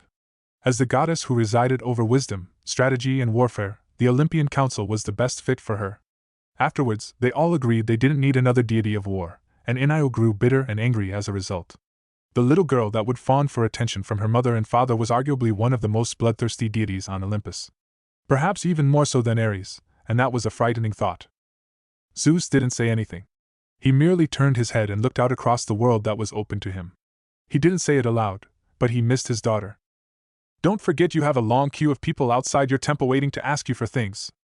All the god of the sky did was grumble beneath his breath. He was well aware of the other immortals of his pantheon, as well as the nymphs and dryads used the morning after his night with Hera to take advantage of his good mood. Whether they knew it or not, he caught on to their shenanigans centuries ago, but being the benevolent deity he knew himself to be, he went with it and acted in a manner that wouldn't give himself away. Oh joy! Who's first? She gave him a look. Who do you think? He sighed. Which one is it this time? A museum? Or a library? Hestia laughed. I think she might be aiming for both, along with some renovations. Maybe I should have given her divinity over greed too, and gluttony to Artemis. I imagine she's out there too. She's second in line. Of course she is. Letting out a small huff, Zeus quickly drank the rest of his coffee and stood up from his seat. With a click of his fingers, his robe transformed and was soon standing in his usual blue pinstripe suit with thunder dancing across the fabric. All right, let's get this over with, and then we'll head down to the mortal world. He visibly deflated a little, and walked a little slower back inside his temple, trying to look upbeat and happy. Wish me luck. Good luck, Zeus. Underworld. Why are you telling me weeks later? The low and baritone voice of the ruler of the dead asked, his dark and obsidian-like eyes glancing down at his daughter from his throne. Did you not think this was information you should have shared then, instead of now? Suddenly finding the marble tiles of her father's temple more desirable than ever before, the goddess of ghosts avoided eye contact, not wishing to see the coldness that was radiating from them. Why did she have to be so indecisive? She sat on the information about Naruto Uzumaki for well over a month, going back and forth whether to inform the ruler of the dead or not, before finally making her mind up earlier that morning. It wasn't something I thought I would ever discover. I wasn't sure how to approach the subject. It's not every day one comes across a man from the Golden Age that's found a way to defy time. She reasoned, though, by the look on her father's face, an expression of sheer neutrality. He wasn't buying it. The very fact that you came across such a person should have sent warning bells off in that head of yours. Were you planning on hiding this from me? No, Melano replied, stomping one foot on the marble. As I said, I didn't know how to bring this to you. I didn't know how you'd react. A clap ran through the room, the sound coming from the Hades' two hands. Well, now you know. He glared down at her. If you had told me right off the bat when we first visited his place of work together, then perhaps my reaction would have been different. Hades wasn't sure how he would have reacted if Melano had brought this information to him weeks ago, but at least he wouldn't have been feeling angry at his daughter for keeping such information to herself for over a month. You've told me everything you know. You haven't left out any details? That's everything I found out, Melano confirmed, finally raising her face and looking him square in the eye. His relatives live in the oldest part of Elysium, as I said. They, She started, though thumb led over her wording as she tried to find the right words. The way they describe him. What about it? Well, he doesn't come across as a bad person. They had nothing but good things to say about him. Her hands twiddled together in front of her. He's very loved. I can't deny it wasn't sweet to see and hear. Hades leaned back in his throne, letting out a small scoff before rubbing his forehead with his pale hand. A man of the Golden Age living beneath our very noses for centuries. No, millennia. One wouldn't think it was possible. Despite his birth coinciding with the final decades of that age, Hades never met anyone alive from that generation. He was too busy residing in the stomach of his father, and waging war with him. There had been talk amongst his siblings to try and go down to the mortal world and observe them. The mortals of the old age had abilities and gifts those of today could only dream of possessing. Everything they learned and knew about them came from their mother, the Titaness, Rhea. Unlike the other Titans, she had watched them in idle curiosity and fascination from above. How is he still alive after all this time? I don't know, nor do his loved ones in Elysium. They are as confused as us how he still lives. He should have died in the Great Shift. No one from the Golden Generation could have survived the destruction that the Earth Mother wrought upon the world. All he and his siblings could do was watch from atop Olympus as the world beneath them churned and twisted the world into something new. Landscapes changed, and oceans took new shapes around them. The once mighty supercontinent broke into the ones they knew today. The very thought of a single person surviving such an upheaval of the planet was ludicrous to acknowledge. And yet one did. He served his family hot drinks and delicious delicacies, while making idle chit-chat with them, never revealing what he was. He wasn't sure how to feel with this revelation. The man seemed nice enough, and his wife hadn't caught on to anything negative about the man. Persephone was a good judge of character, much like his elder sister in that regard. However, the fact he and Persephone hadn't caught on to the man's emotional ties to those in the underworld, and Melano had, showed him how complacent he'd become. That piece of knowledge didn't sit right with him. Clicking his tongue, Hades stood from his throne and descended the steps. With a flick of his wrist, his attire changed. Gone was his dark robes, replaced with the usual outfit he wore when visiting the mortal world. He needed answers, and he wasn't going to sit around and wait for someone to bring them to him. Sometimes, the only thing to do was to go and get them yourself. Hopefully, none of his family on Olympus would be visiting the Fox's Den today, though he planned on shrouding his divine signature, so no one stopped by for a visit at the same time. Change your attire and follow me. Father? Melano replied, watching as Hades moved past her and falling in line a few steps behind him. Where are you going? I mean, where are we going? We're going to the human world, and we're going to pay the Fox's Den a visit. Melano said nothing but did release a small gulp, her eyes remaining on the frosty back of the Lord of the Underworld. West Village. I can't remember the last time I visited West Village. Admittedly, not much has changed, though I do get a sense of nostalgia fall over me. Zeus proclaimed, walking side by side with his elder sister and glancing all around him. I wonder if that Chinese takeout place I used to like is still there? I remember I used to order from there nearly every day. I remember, Hestia replied. They must have looked like quite the sight with Zeus's enormous height and frame and Hestia's petiteness. Hestia barely came up Zeus's chest. I also remember Hera banning you from going there ever again because your temple and your clothes were beginning to smell exactly like the said restaurant. Oh yeah? Instead of teleporting into the West Village, the pair had settled for traveling the old-fashioned way, geeing down the lift of the Empire State Building, and walking through the streets like a pair of regular mortals. The guard stationed at the elevator that stopped anyone using the Olympian transportation system to Olympus looked ready to have a heart attack at the sight of the king. Clearly, Zeus didn't use this passage very often, though Hestia was a regular during her walks around the city. They walked for a good 40 minutes, taking the long route purposefully to chat as brother and sister. Zeus, being who he was, didn't get as much free time as one would think, while Hestia had been notably absent due to her new commitments. Hestia, being who she was one of the few gods Zeus could drop all walls with and speak honestly and truthfully, and would confide about his problems for hours. She was his shrink in a funny way, and a shoulder to lean on when the stresses of being king became too much.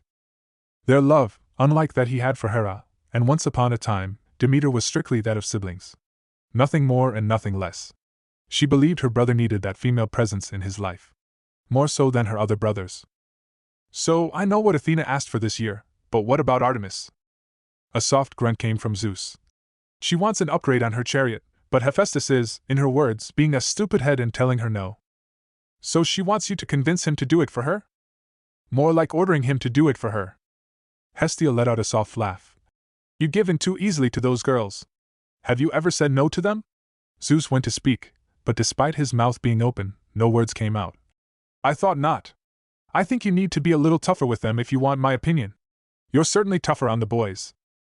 The god of the sky gave his sister a dry look. His sons were, for the lack of a better term, idiots. Where they got it from he had no idea. It certainly wasn't from him. It must have been from their mothers. His daughter didn't give him a tenth of the problems his sons would find themselves in. Stop staring at the beautiful mortal, Zeus, Hestia told him, annoyance laced in her voice. Across the street, A tall and attractive blonde woman proudly displaying her rather sizable assets in a low-cut top had caught her brother's full attention. What made it worse was the pair appeared to be silently communicating to each other with a series of winks and smiles. She could see the woman giggle into her hand, and a grin wove its way onto Zeus's face before a quick clap on the back of the head brought him out of it. Hestia gave him a look, and the king had the good decency of gulping at the ire in her eyes. And you wonder why Hera has to keep such a close eye on you? But she started it. He motioned over to the woman across the street, who appeared to be losing interest quickly now that Zeus's attention was no longer on her. I was just. Oh, I know what you were just. Hestia replied, grabbing his sleeve and tugging him away and towards their destination at a quicker rate. I'm not being blamed for you forgetting your vows again because I didn't keep a closer eye on you. Hera's rage had already encompassed Olympus once this year, and that's already one too many. Do you really want to poke that bear again? No. Zeus shook his head, took one last look at the blonde woman before ignoring her existence and continuing forward. How much longer until we get there? Not long. It's just up this way. I hope this place is as good as everyone's been making it out to be. Athena and Artemis, in particular, have really been hamming this place up. It's not that far. A couple of minutes, and we'll be there. When a couple of minutes passed, Zeus couldn't help but stare at the brightly colored outside of the fox's den, and couldn't help compare it to that golden monstrosity Apollo called a temple. Orange was a bold choice, especially considering it was the brightest shade of anything for blocks. Hera would have a heart attack the moment her eyes rested on this place. This is the place Athena and Artemis have been talking nonstop over? Zeus asked, pointing up at the building with an incredulous look. It's like a giant satsuma. Everyone has different tastes, I suppose. Hestia shrugged and reasoned. Truthfully, she thought the outside of the fox's den was a little too bold even for her, but she knew how much her friend loved the color. Shall we go in? Let's. The brother and sister pair closed the gap and were soon just a couple of meters from the front door. Hestia couldn't deny. Her heart felt like it was beating like a set of drums against her chest. She and Naruto had been preparing for this moment, but now that it was here, Hestia could only hope Zeus's mind was open to what he was going to learn. It would either end up great, or end up very bad. She didn't feel like there was going to be any middle ground today. Just as she was about to reach for the door, Zeus's voice broke the silence, and Hestia couldn't help but note the coldness laced in it. Turning her head, she felt her stomach drop, and her veins feel like ice was injected into them. Of all days, why did he have to appear? Hades. Hestia couldn't stop her voice from sounding like a squeak. The god of the underworld looked across from his sister, a few meters between them with a surprised look on his face. Sister? His voice was as cold and smooth as always. This is a surprise. Yes, it is. I didn't think I'd see you until next winter solstice. Hestia looked behind her brother and noticed the younger goddess standing a couple of feet behind her brother. Melano? Is that you? Her niece/grandniece was a rare visitor on the surface world. She couldn't remember the last time she'd seen the younger Immortal, and how rare it was to see her in her normal form, instead of that ghastly ghostly appearance she tended to favor. Good afternoon, Aunt Hestia, Melano replied. Her face was a mask of insecurities. Her dark eyes looked between the three older deities and gulped at how imposing the two sons appeared while squaring off with each other. Times like this, she wished Persephone was here to wrap her arm around her and tell her everything was going to be okay. It was no secret that the eldest and youngest sons of the Titan King did not get on, but if the stormy look on Zeus's face and the look of cold indifference on her father's was any indication, the two were not pleased to see one another. Come here, my dear. Hestia noticed Melano's worry and ushered her over. She put an arm around her shoulders, bringing her closer to keep her calm. It did little to soothe her own. It was times like these she wished Poseidon was here. Though he had a temper like his brothers, the middle son was far more mellow in comparison. He wasn't the type to openly antagonize Zeus and Hades unless provoked first. It took a lot to rile the god of the seas up. Brother. Hades started, glancing at Zeus like the king of the gods was a bug that needed to be stepped on. Seeing his youngest brother was not on his agenda of things to do. What are you doing here, Hades? Zeus's voice felt like booming thunder from far away. Haven't you got the underworld to keep an eye on, or are you beginning to slack in your duties? The same feelings were running rampant through Zeus as well and felt his good mood begin to fade. Seeing his elder brother once a year was already too much. You'd know all about slacking, wouldn't you? Hades looked over his brother's shoulder. What? No, Hera? Did our sister finally let you off the leash again after your most recent affair? I'm surprised she'd let you out of her sight. Be silent, Hades. Do not speak of things you have no part in. Did I strike a nerve? Thunder boomed overhead, and very quickly the clear skies began to darken as thunder clouds started forming across the city. If that wasn't enough, the ground beneath them shook with nearby shadows visibly darkening. Finding her courage, Hestia's let out a guttural cough, drawing their attention. "Stop it, both of you!" she snapped at them. "I know you two don't get along, but there are a time and a place, and this isn't it. Cut it out before you accidentally raze New York to the ground." Jingle. All halted their actions and turned towards the now open door of the fox's den, a bell ringing in their ears. Sticking his head through the door, the blonde head of Naruto Uzumaki looked around at the small group forming in front of his store. His blue eyes widened when he saw Hades, his thoughts running rampant in his head before releasing a sigh. He looked between the two brothers, then at Melino, and then to Hestia. "I take it things haven't gone to plan?" Hestia snorted. It was a sound the two brothers didn't hear from their sister often. "That's putting it mildly." He ran a hand through his hair. "Can't do much about it, I guess." He looked back at Hades. "By your expression, I'm guessing this isn't a social visit." "Correct. By your expression and by the fact you appear to know my sister." Hades glanced at his elder sister. "You know who I am, don't you?" Naruto nodded. "I do. I've known since your first visit with your wife. I didn't feel it was my place to reveal such knowledge." The god of the underworld grunted back and merely stared back at him. Above them, thunder boomed, and all eyes fell on the god of the sky. Zeus had waited patiently, waiting for someone to explain what was going on. However, being out of the loop began to grind on his pride, and glared at Hestia. "What is going on?" he demanded. "Don't glare at her, you idiot," Hades hissed. "She's not at fault here." "No one is at fault here, but I think this conversation might be better had inside. We're drawing some unwanted attention," Naruto reasoned, and pointed out all mortals stood out on the streets looking frightened by the crazy weather and the minor earthquake ripping through the city. Some were hanging on to street lamps as they tried to keep their balance, while others started taking shelter as lightning cracked across the sky. "Come on, let's go inside." He put a hand on Hestia's shoulder. "Are you okay?" "I'm fine. I just didn't expect Hades of all people to appear today." "You and me both," he joked before both disappeared inside, leaving a gawking Zeus and Hades. The reason their expressions looked so bewildered was simple. Neither had ever seen Hestia allow a man who wasn't one of her brothers or her nephews touch her. "Come on. I've got a peppermint tea brewing for you. You're a lifesaver." "I've been known to do that from time to time." "What in the world?" Zeus muttered to himself. Seeing his beloved elder sister acting cozy with a male was irking him something fierce. Beside him, he noticed Hades begin to move, and motioned for Melino to follow. "Hades?" The elder son didn't bother looking back at his brother as he opened the door and followed the pair inside. "What? I'm not going to stand out here all day," Hades replied, before disappearing inside. "It's nice to see you again, Lord Grandfather." Melino gave a quick bow before hurrying after her father. The god of the sky could do little else but follow after them, rampant with questions filling his head. Hestia clearly knew the blond man and suspected he must have been the one his daughters spoke so highly of. "He looks like one of Apollo's spawn," he thought to himself, just as many others had done before him. Shaking his head, he let out a loud huff. "I should have stayed in bed with Hera." Now there was an idea he could get behind. He didn't get very far inside and almost ran into the back of Hades. "Hades! What dash?" he started to say, but went silent as his eyes trailed to the spot Hades and Mano were staring at. Sitting on a table in the back with coloring books and crayons scattered across the table was none other than his daughter, Talia. Talia!" he croaked out, surprise lacing his voice. The little girl looked up, hearing someone say her name, and looked over at the group. Before anyone else could say anything, she hopped off her seat and the three gods watched as she ran behind Hestia and clung to her top. The goddess could only let out a low laugh and patted the top of Talia's dark curls. "No need to be shy, sweetie." Her little face peeked out from behind Hestia, and Zeus could feel his daughter's eyes linger on him before hiding away again. "Hestia! What is the meaning of this?" His daughter wasn't supposed to be here. She was supposed to be in California with her mother. If Hera found out she'd been brought to New York again, he was worried his dear wife would do something rash and unforgivable.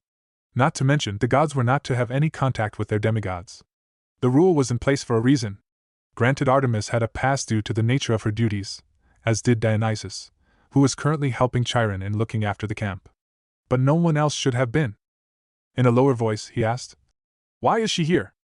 Instead of answering him right away, Hestia took a seat and gently cupped Talia's face. "Why don't you head on to the back with Mr. Naruto, and have a little nap? I can tell you're getting tired, young lady. A pout grew onto Leah's face, but couldn't stop the yawn from breaking out. But I'm not tired. Of course you're not. She smiled. That's what happens when you stay up too late with Mr. Naruto to watch a movie past your bedtime. Go on now. Mr. Naruto has a blanket and pillow for you in his office. Okay.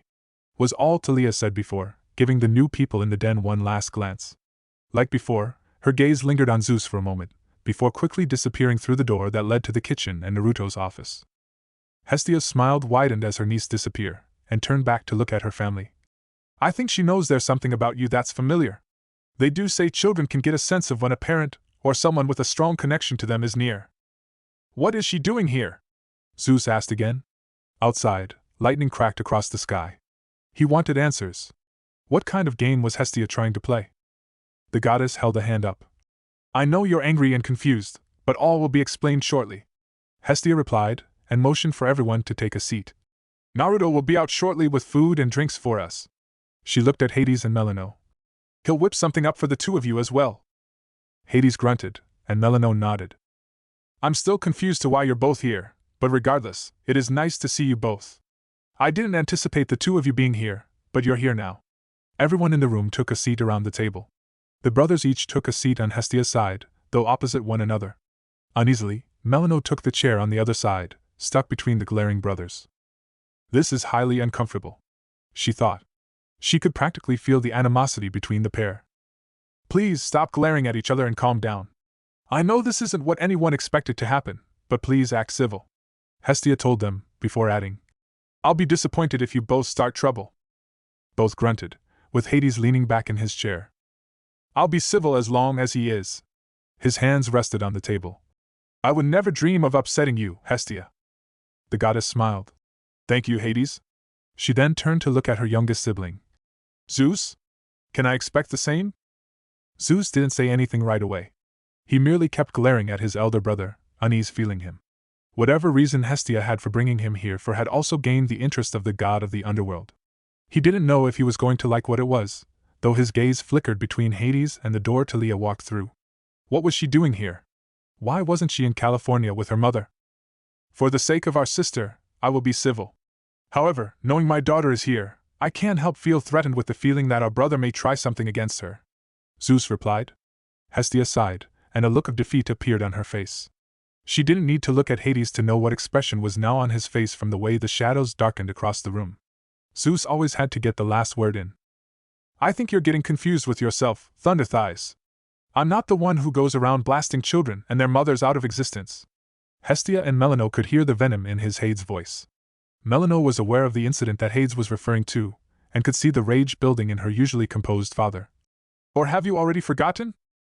Your children are dangerous. And yours are worse. I'm thankful Persephone at least doesn't take after you, unlike the rest of your brood. Go hide in your dark holes in the ground, Hades. Go back to Olympus and hide behind Hera's skirt. Both of you stop it.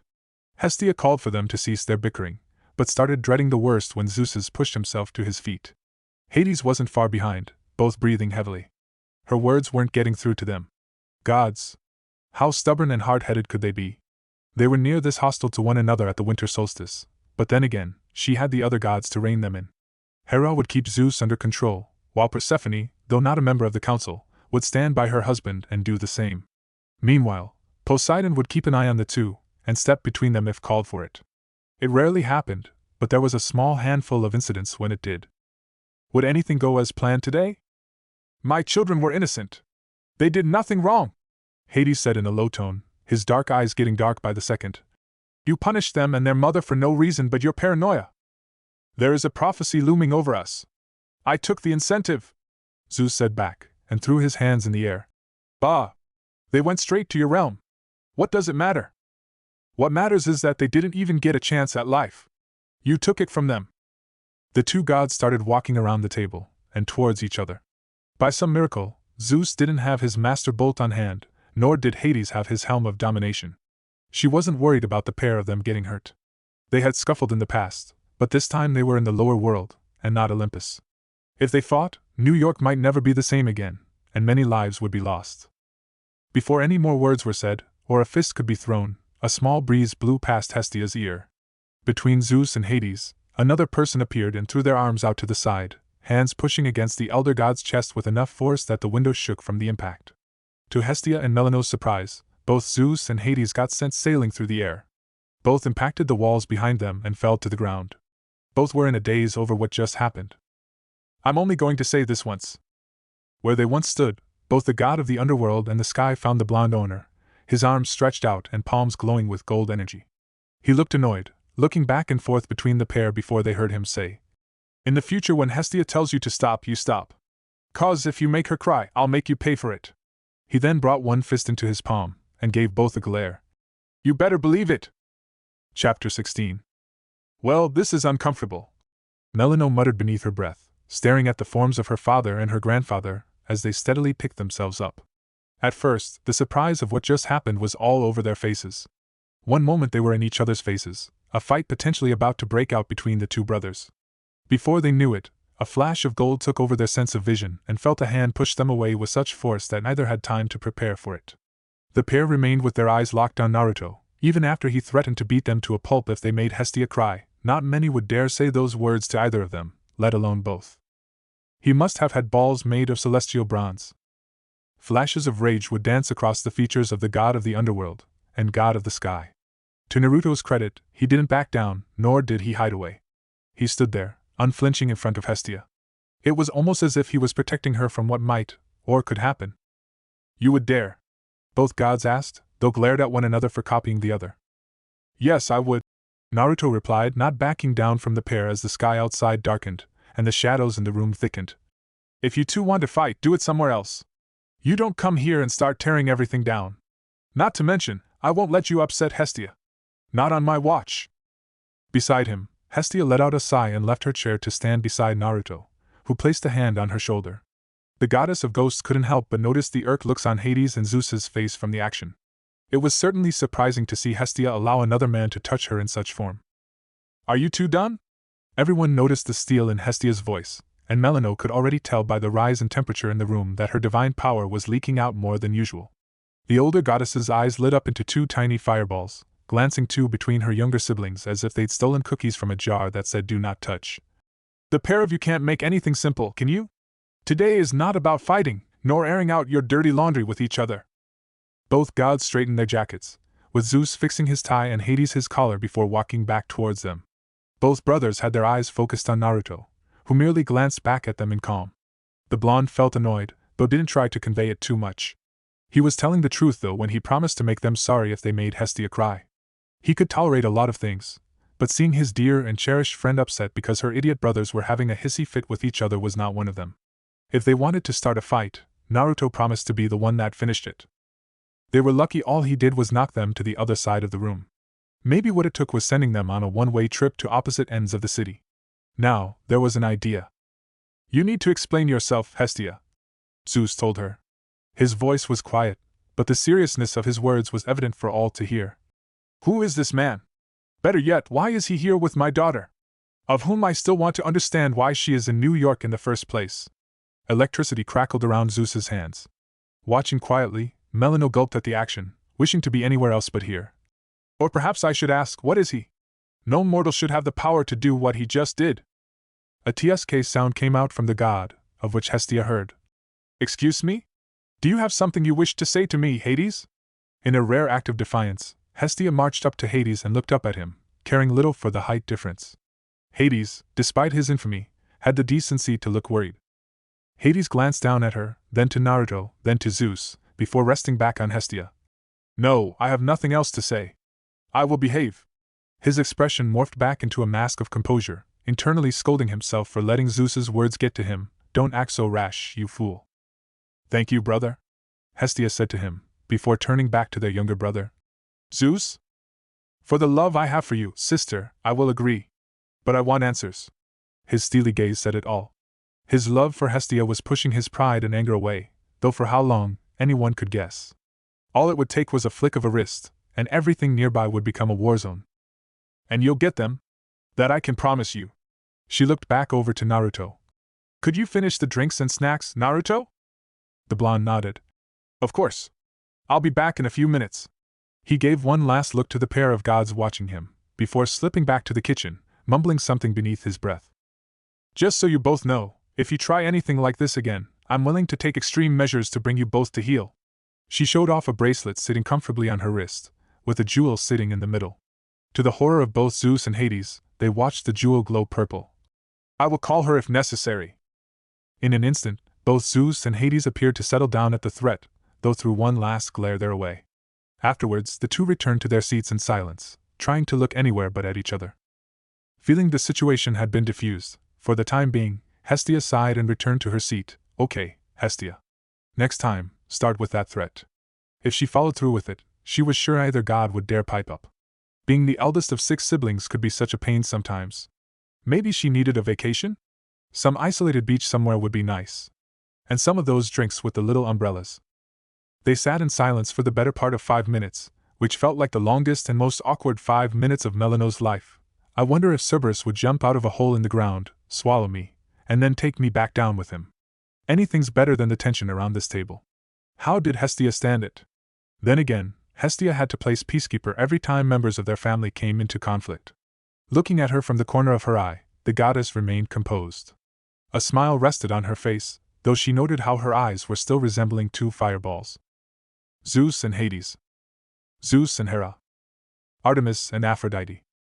Ares and Hephaestus. Hades and Demeter. They were the most dysfunctional family in the world, and that named a few of the quarrels. People wondered why she kept to herself in the underworld. Anything was better than being stuck in this mess. I'm starting to think I should have left all this alone. What felt like the longest 5 minutes in the world, all 4 deities heard the door swing open and watched as the blonde owner appeared with a tray in hand. Naruto could sense the tension in the room, but pushed it aside and wore his usual smile, appearing next to Hestia. Sorry to keep you waiting, Tia. 1 peppermint tea. Thank you, Naruto. Next came Melino. If I remember rightly, it was a coffee with 2 sugars and cream. He lowered the drink down on the table, with Melino quickly cupping it between her hands. She gave him a small nod. That's right. Thank you, she said quietly. She watched him move to her father next, and inwardly applauded him for appearing so calm. And for Mr. Underhill, Naruto said, staring at Hades and hearing the annoyance laced in his hum as he used his alias name. Hestia appeared amused, though Zeus let out a snort, which drew the ire of Hades, who sent him a quick glare. 1 amaretto coffee. Thank you. 2 words were all Hades said, before falling back into silence. Finally, for Mr. King himself, Zeus. 2 pairs of blue eyes looked at one another. Hestia informed me before today was you like to drink, so I hope this is to your taste. He lowered the final mug onto the table, and a strong scent of spiced pumpkin went across his sense of smell. The king of Olympus couldn't deny it smelled good. Despite his inner pride feeling wounded from the man's earlier shot on him, he pushed it down as deep as he could as he remembered his promise to Hestia. Like Hades, he gave a quick thanks before taking the mug into one hand and bringing it up to his lips. He wasn't sure what to expect, but he couldn't deny the second the drink touched his lips, his eyes marginally widened. It was good. Very good. Some cafes tended to make the pumpkin spice too weak, or too strong. Here, it was a perfect balance.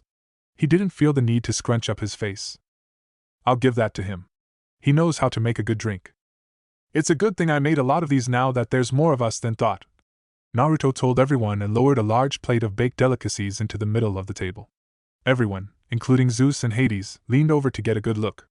Zeus, in particular, zeroed in on the lemon slices that sat to one side. Next to them were slices of angel cake and rolls of Badenbig. Each one looked as good as the last. It's almost like someone told him how much I enjoy lemon slices, he thought, and looked at his smiling sister from the corner of his eye. Hestia always did know how to butter him up and keep him happy. Some movement came from the side and noticed Naruto pulling over a chair and took the spot next to Hestia. A frown wove its way onto his face, as well as Hades. Neither appeared to like the idea of another male sitting so close to their elder sister. So, you guys have questions? Naruto replied calmly, looking at everyone sitting around the table. I'll fill in as many blanks as I can. It took no longer than a second before Hades managed to beat his brother and daughter to the punch. How are you alive? Your kind were wiped out years ago during the Great Shift? No one could have survived. To the point and blunt. Hades wasn't leaving any room for backtracking. Though irritated he didn't get the first question, Zeus remained silent, wishing for an answer too, while stuffing his face with the lemon cake. That's good. Yeah, I figured that might be your first question. Naruto replied, scratching the back of his head and chuckling. Honestly, I'm not sure myself how I survived it, though I suspect Gia likely played a part in that too. The hairs on the arms of the deities stood on end at hearing the Earth Mother's names. Even Hestia, who knew the story, never got over the feeling. Gia? Zeus stopped himself from grabbing another lemon slice. What does our grandmother have to do with you? The blonde shinobi stared back at Zeus, a seriousness in his eyes that stood firmer than the ones he showed earlier. She has everything to do with me. He reached over to the table next to them and grabbed a knife from the top. Everyone watched as he slowly dragged the edge across his palm, showing no pain at the metal tore the skin apart. Afterwards, he placed it back on the table and held his palm up for everyone to see. What they saw wasn't blood, but instead, the golden ichor of the gods. Immortality. Naruto Uzumaki was immortal.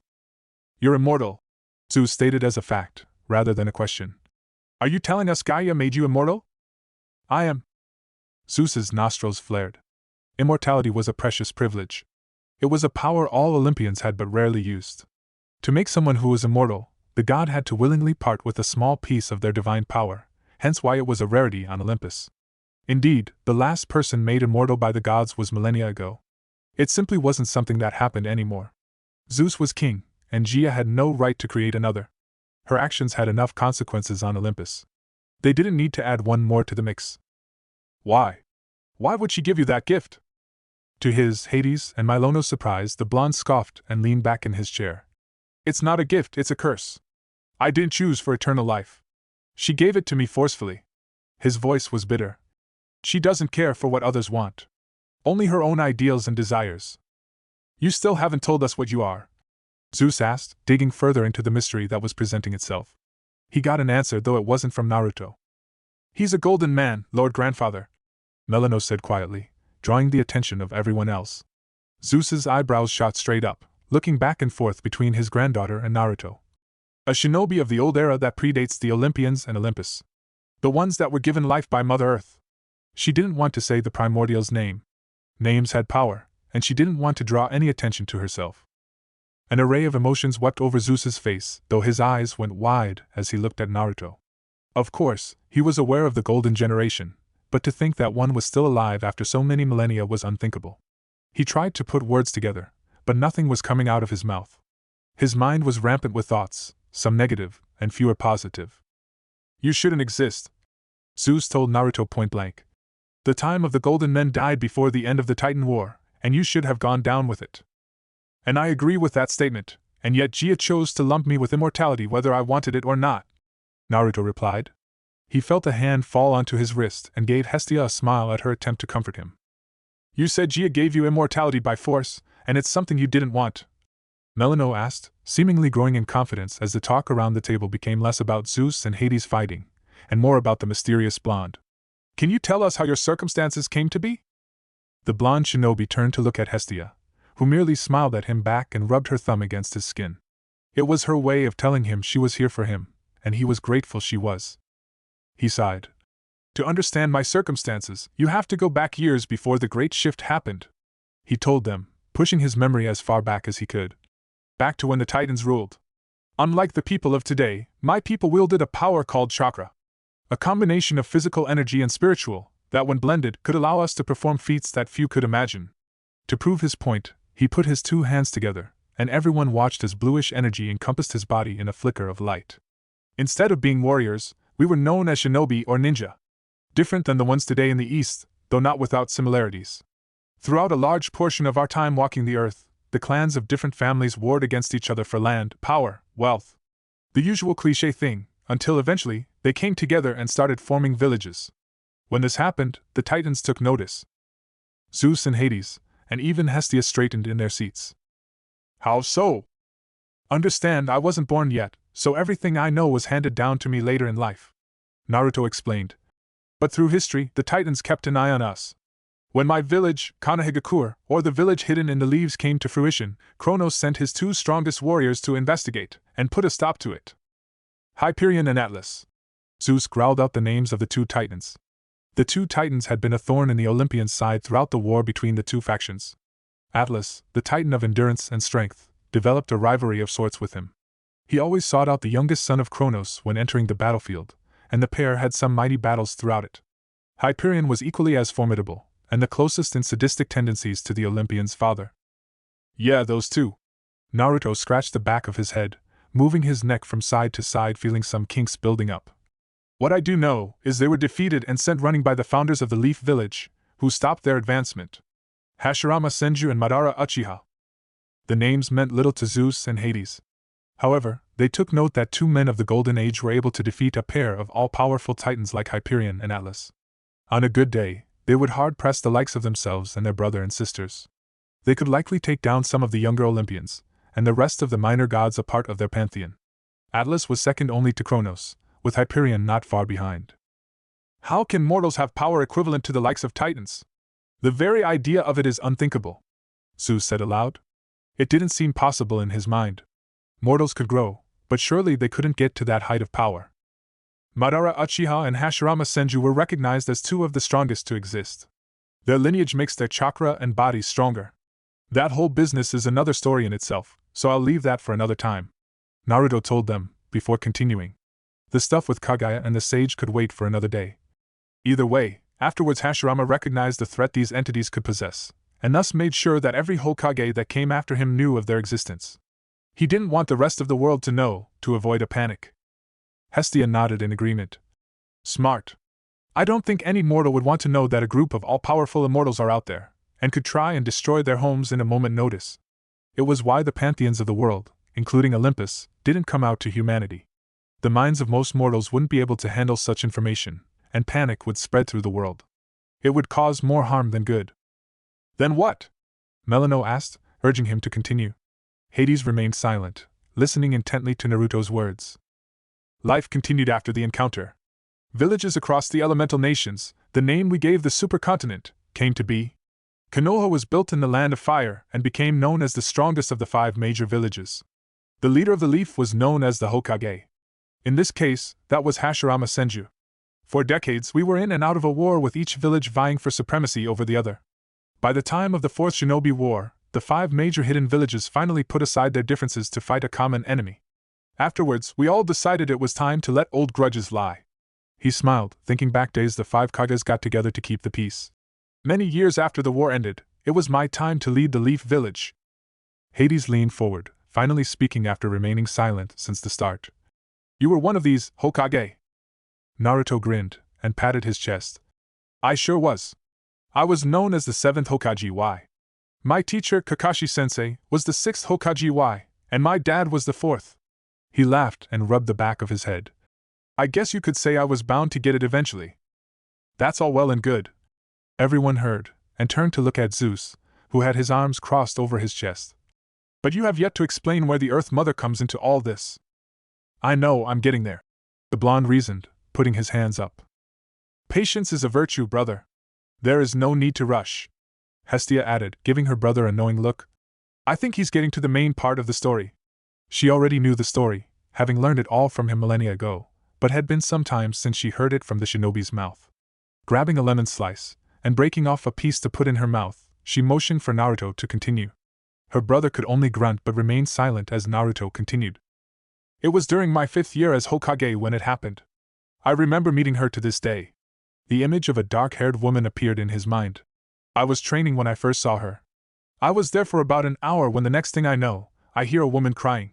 There shouldn't have been anyone else on the training field, and I would have sensed someone approaching. She just appeared. I walk a little ways off into the trees a small ways away from the field, and there I find a woman in dark robes sitting under a large tree. She's crouched down with her knees tucked against her chest, with her hands covering her face. I've never seen her before in my life. Reaching over the table, Naruto picked up a slice of angel cake, breaking a piece off and threw it in his mouth. So, I go over talk to her, and we start talking. It takes a few minutes cause she's in such a state, but eventually she opens up and tells me she's having problems with her family. They're fighting with each other, and she doesn't know what to do. He looked over at Zeus, and then to Hades. I should point out, I have no idea who she is, or what she is. She hid her energy to appear like a mortal. Immortals such as ourselves are known to do that when we traverse through the mortal world, Hades said, with the other deities each nodding in agreement. Though we typically keep a sliver of our power active in the chance something happens. Mortals around us would begin to be affected by the aura our power gives off. Though Gia is different in that retrospect. Zeus added. She is a primordial entity. Her power is next to impossible to read. It's like a sea with no bottom. Her literal body is the very ground we walk on. She's always connected to it. If she chooses to walk the amongst mortals, she can switch the connection off like a light switch in a mortal home, and vice versa. She can hide even from us. Then what happened? Melano asked. Pieces of the puzzle were finally falling into place. I gave her an ear, and we talked. We spoke for hours underneath that tree. I help her how best I can, and we begin to trading information and stories. I assumed she was from the Leaf Village. A civilian. I can't sense any hint of negative feelings coming from her. He looked back at everyone. That's something I can do. I can sense the negative feelings coming off someone. Useful. Very useful. Afterwards, we went our separate ways, and I didn't think much of it. As far as I saw it, I helped someone out. He explained, picturing the memory in his mind. A week later, she reappears. This time, waiting for me at the edge of the training field. This continues for 2 months. 2 months? Yeah. The blonde nodded. Every time, we talk about all kinds of things. Our families, our goals in life. Konoha. We don't leave any stone unturned. In a way, I think we became friends. At least, that's what I believed. His fist clenched against the table, throwing another piece of angel cake in his mouth.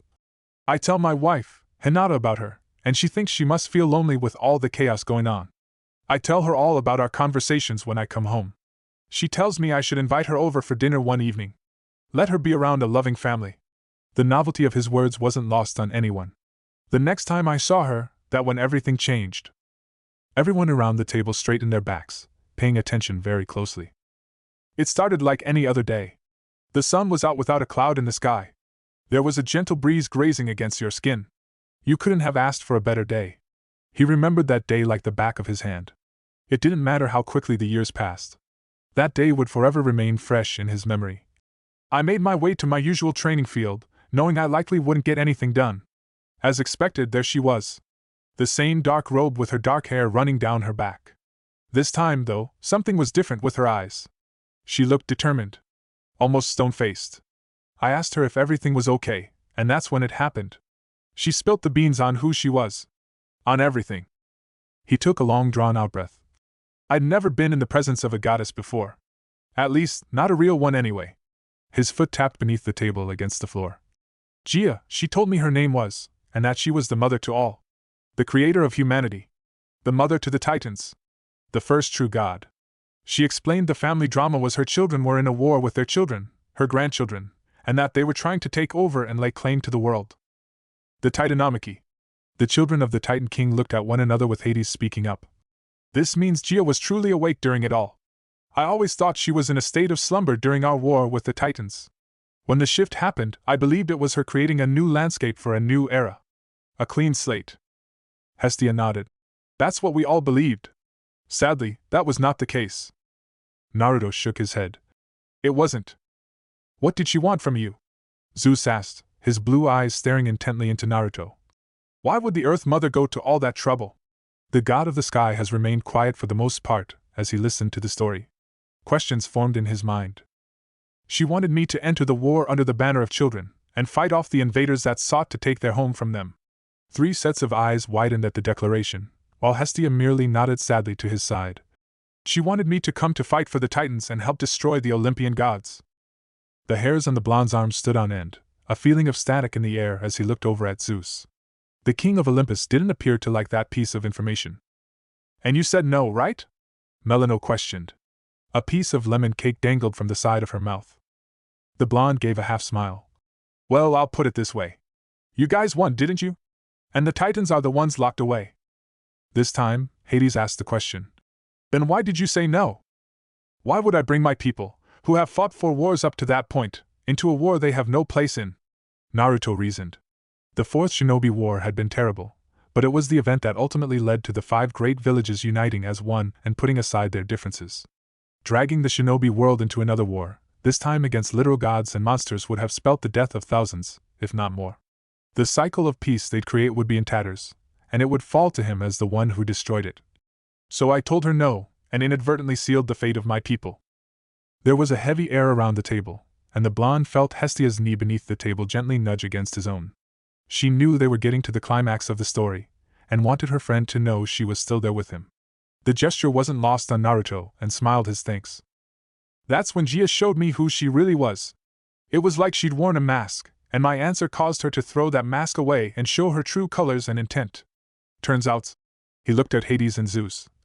Mother Earth doesn't enjoy being told no. Zeus snorted. I could have told you that. Where do you think old Thunder Breath over there gets it from? Hades added, earning a growl and a glare from his younger sibling. Boys, you've been doing so well. Hestia sighed, massaging her forehead. Please don't ruin it. Hade let out a low hum, but apologized. Sorry, Hestia. He looked back at Zeus and found the god of the sky gently itching the side of his eye, his middle finger clearly on display. The elder narrowed his eyes back but didn't react. After that, it felt like a cold chill ran up my spine, and the ground beneath me began to shift. Naruto could picture himself on that training field, the Earth Mother standing just feet from him. I remember this look on her face. It was this mixture of anger, sadness, and resolve. She started shouting at me how ungrateful we were, and that my rejection of her plea cemented that it was a mistake to create us all those years ago. If we wouldn't help the one that made us, then we would be shown how easy it would be to wipe the world clean. The Great Shift? The four deities all said. The Great Shift, he confirmed. It was like the whole world was getting turned upside down. As if we were in a snow globe being shaken around from side to side. I told her to stop what she was doing, and put my hands on her shoulders, only to watch as her body crumbled into dirt and leaves. The screaming came next. Buildings across Konoha started to give way as the tremors got stronger. The blonde's expression turned pained. I could feel my wife and my children in our home. I could feel their fear. No one around the table said anything, letting Naruto come to the end of his story. The next thing I knew, I felt weightless. The ground beneath me swallowed me up, and all I remember is falling to infinite darkness. I used every drop of power I had to push myself back to the surface. But every time I thought I saw a needle of light above me, I felt myself being crushed beneath the endless weight of her body, pushing me back down further. I'm not sure how long I was crawling through dirt, but it felt like days. Maybe weeks. He could still feel the walls of dirt and soil pushing against him on all sides. I begged to die, and I guess Gia heard me and had different plans for me. Instead, I felt a surge of power like nothing I'd ever felt cocoon around me. Before I knew what was happening, my body got pushed out of the earth, as if reborn from the dirt. Naruto released a sigh. I saw the devastation with my own 2 eyes. In no time at all my people were gone. My wife. My friends. The people I swore to protect. All gone without a trace. I am the last of my kind, and I've wandered the world for millennia. Seen all the ages and come out the other side all the same. He put his hands together. That's my story. Along the way, I met Hestia. He gently nudged his friend with his elbow, making the dark-haired goddess smile. That's a lot of information to take in. Both Zeus and Hades massaged their foreheads. Melano, to her credit, took it in her stride, munching away on the final lemon slice. She'd managed to grab it before the god of the sky could lay claim to it. She was going to need a refill of her drink too. Luckily for her, she wasn't the only one, and Naruto was quick to notice. Looks like you guys are out of drinks. Do you all want a refill while you digest everything I told you? I need to check on Talia too. Hades and Hestia both nodded their thanks, though Zeus frowned as he watched his cup taken away. We still need to discuss my daughter after this. Of course. The moment Naruto disappeared, the 4 gods began to discuss, quickly being led by Zeus. I don't like it. Hades snorted. There's a shocker. The god of the underworld would be more surprised if Zeus winked at the blonde and gave him a thumbs up. However, he couldn't deny he was a little unsettled at everything they just learned. Though I can't say I'm happy about it too. If he's been alive for as long as he's telling us, why didn't he reveal himself to sooner? That's what I'm saying. For once, the pair were in agreement with each other. Naruto's presence was unsettling at best. He was strong. Not just anyone could separate them the way he did by forcing them away from one another. Many of the other Olympians would dare get between them, other than Poseidon, or possibly Hera. Zeus's electric blue eyes stared over at his sister. You two appear friendly with each other. You've known one another for a long time? Hestia nodded. A very long time. We met 10 years after the Titanomachy ended, and we've been friends ever since. Outside of our family, my strongest relationship is with Naruto. And the two of you are just friends? Hestia's eyes narrowed. What are you insinuating? Her eyes lit up like fireballs once more. She didn't like what Zeus was trying to imply. Gulping at Hestia's obvious annoyance from the question, Zeus steeled his nerves. It's as I said. Your friendship has never evolved past that of friends. The fire in Hestia's eyes grew brighter. Don't get angry. It's a fair question. My relationship with Naruto is that of friendship. Do I love him?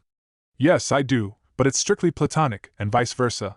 Naruto knows of my vow to never take a husband, to never sire children, and has always been respectful of that decision. She gave her brothers a pointed look. I don't need the two of you telling me who I can and can't spend my time with. Both nodded. Are we clear? Crystal, sister. You vouch for him then? You can vouch that he does not intend to harm Olympus. She rolled her eyes before voicing to Zeus. If he wanted to harm Olympus, he would have done it millennia ago. The idea that the blonde would wage war with the Olympians was laughable.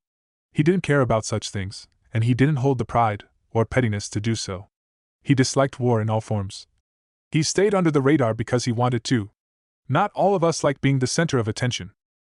The king of Olympus grunted but conceded to her point. Besides, look how many of our family have visited this place, and spoken so highly of him. Apollo, Hermes, Aphrodite, Persephone. She gestured to Hades. Our brother Hebe, Triton, and we can't forget Athena and Artemis. It all started with her two nieces. Even Hera mentioned she wanted to visit at some point. Melano, once again remaining silent, felt the need to add.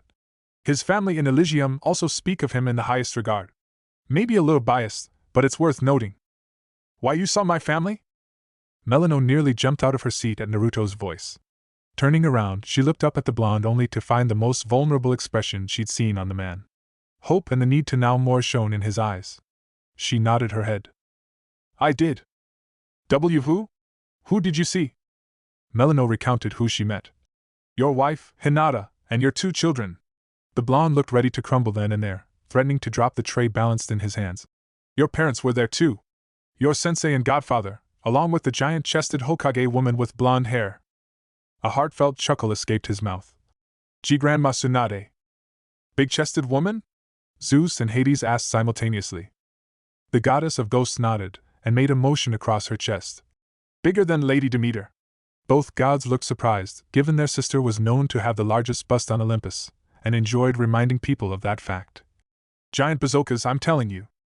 Zeus and Hades looked intrigued and turned to Naruto for confirmation, who merely shrugged back. Yeah, I don't think I've ever seen someone bigger in this day and age. Naturally, anyway. The bust of the fifth Hokage was typically a topic forced on him by Jiraiya, who familiarized himself with every part of Tsunade's body, despite never having been with said woman. You don't say. Zeus replied, suddenly having the urge to make a trip down to the underworld. Even Hades, who loved Persephone more than anything, couldn't help but wonder if Melano's words were true. A cough brought them out of their thoughts, finding Hestia giving both of them an irritated expression, and tapping one of her index fingers on the table. I'm sure Hera and Persephone would be pleased to know the two of you have taken a vested interest in another woman's breasts. The pair had the good decency to shake their heads. That won't be necessary, sister, Hades said back. What Hera doesn't know won't hurt her. She didn't appear convinced but would let the matter slide for now. Turning back to Naruto, Hestia asked. Talia's still napping? The blonde nodded. Yeah, she's out like a light. Cute little snores and all. The shinobi turned to face Zeus.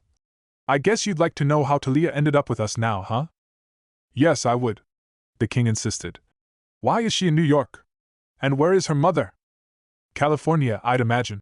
Hestia replied before the pair took it, in turn, to explain the story to Zeus, and how Talia ended up with Naruto. To Zeus's credit, he didn't interrupt.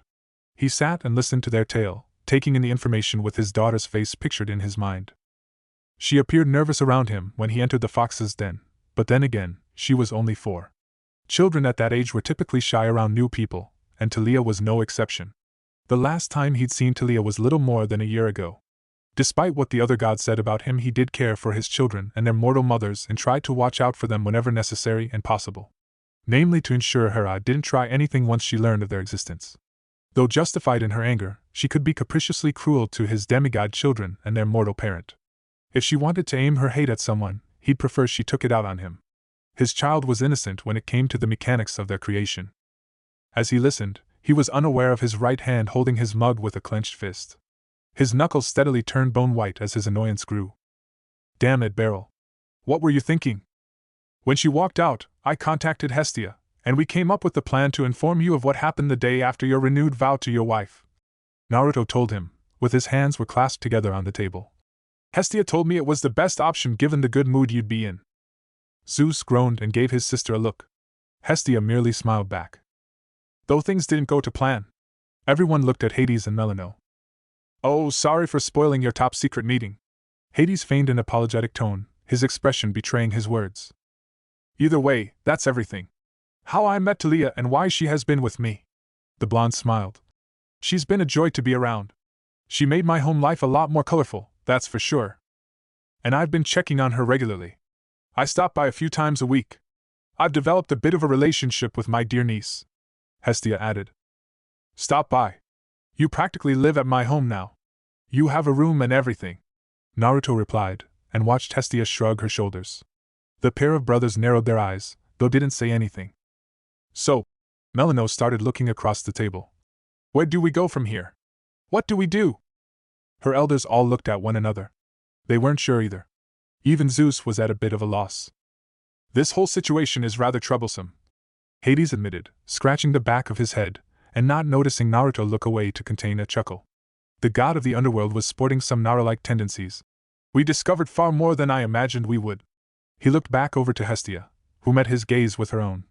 "You trust this man with your life?" Hestia didn't hesitate when she answered. "I do." Hades hummed to himself, half nodding at the answer and closing his eyes. Everyone just watched him for a moment, wondering what was going through the head of God. The information churned around in his head. After a minute, he sighed and nodded again. "I guess that's enough for me to know." "It is?" Hestia, Melino and Zeus all said, while Naruto looked somewhat surprised. He wasn't sure what to expect from the god of the underworld, but he wasn't thinking Hades would make that decision so quickly. "If Hestia trusts him, then I guess that'll be enough. For now, at least." He looked at Naruto. "Could you get us some more of those lemon slices?" Blinking a couple of times from surprise, the blonde jumped up. "Sure." Naruto quickly whisked away into the kitchen to get more of the baked goods. "You would trust him like that?" The god of the sky had a skeptical look on his face, and couldn't hide his incredulous tone. He had figured his brother would put up more of a fight. How could he be so trusting of a person with all the information they'd just learned? Hades leaned back in his chair. "It's as I said. Our dear sister is a good judge of character. If she can put her faith in him and trust him, then I shall at least put my trust in her words." The god of the underworld smirked. "Besides, I won't be leaving him idle to his devices. I will have someone keep an eye on him for a while, to ensure our sister's safety and his intentions are pure." "I don't need a babysitter, brother," Hestia replied, though leaned forward. "However, what do you mean?" Coming out of the kitchen, Naruto appeared with another tray of lemon slices and angel cake, and placed it in the middle of the table. "It's a good thing I made extras. What I mean is..." Hades' hand rose in the air, and came down to rest on an unsuspecting Melino's head. "I will have Melino remain in the human world to keep an eye on him." "Huh! Huh!" The head of said goddess swiveled around to stare at her father, eyes wide. "I am...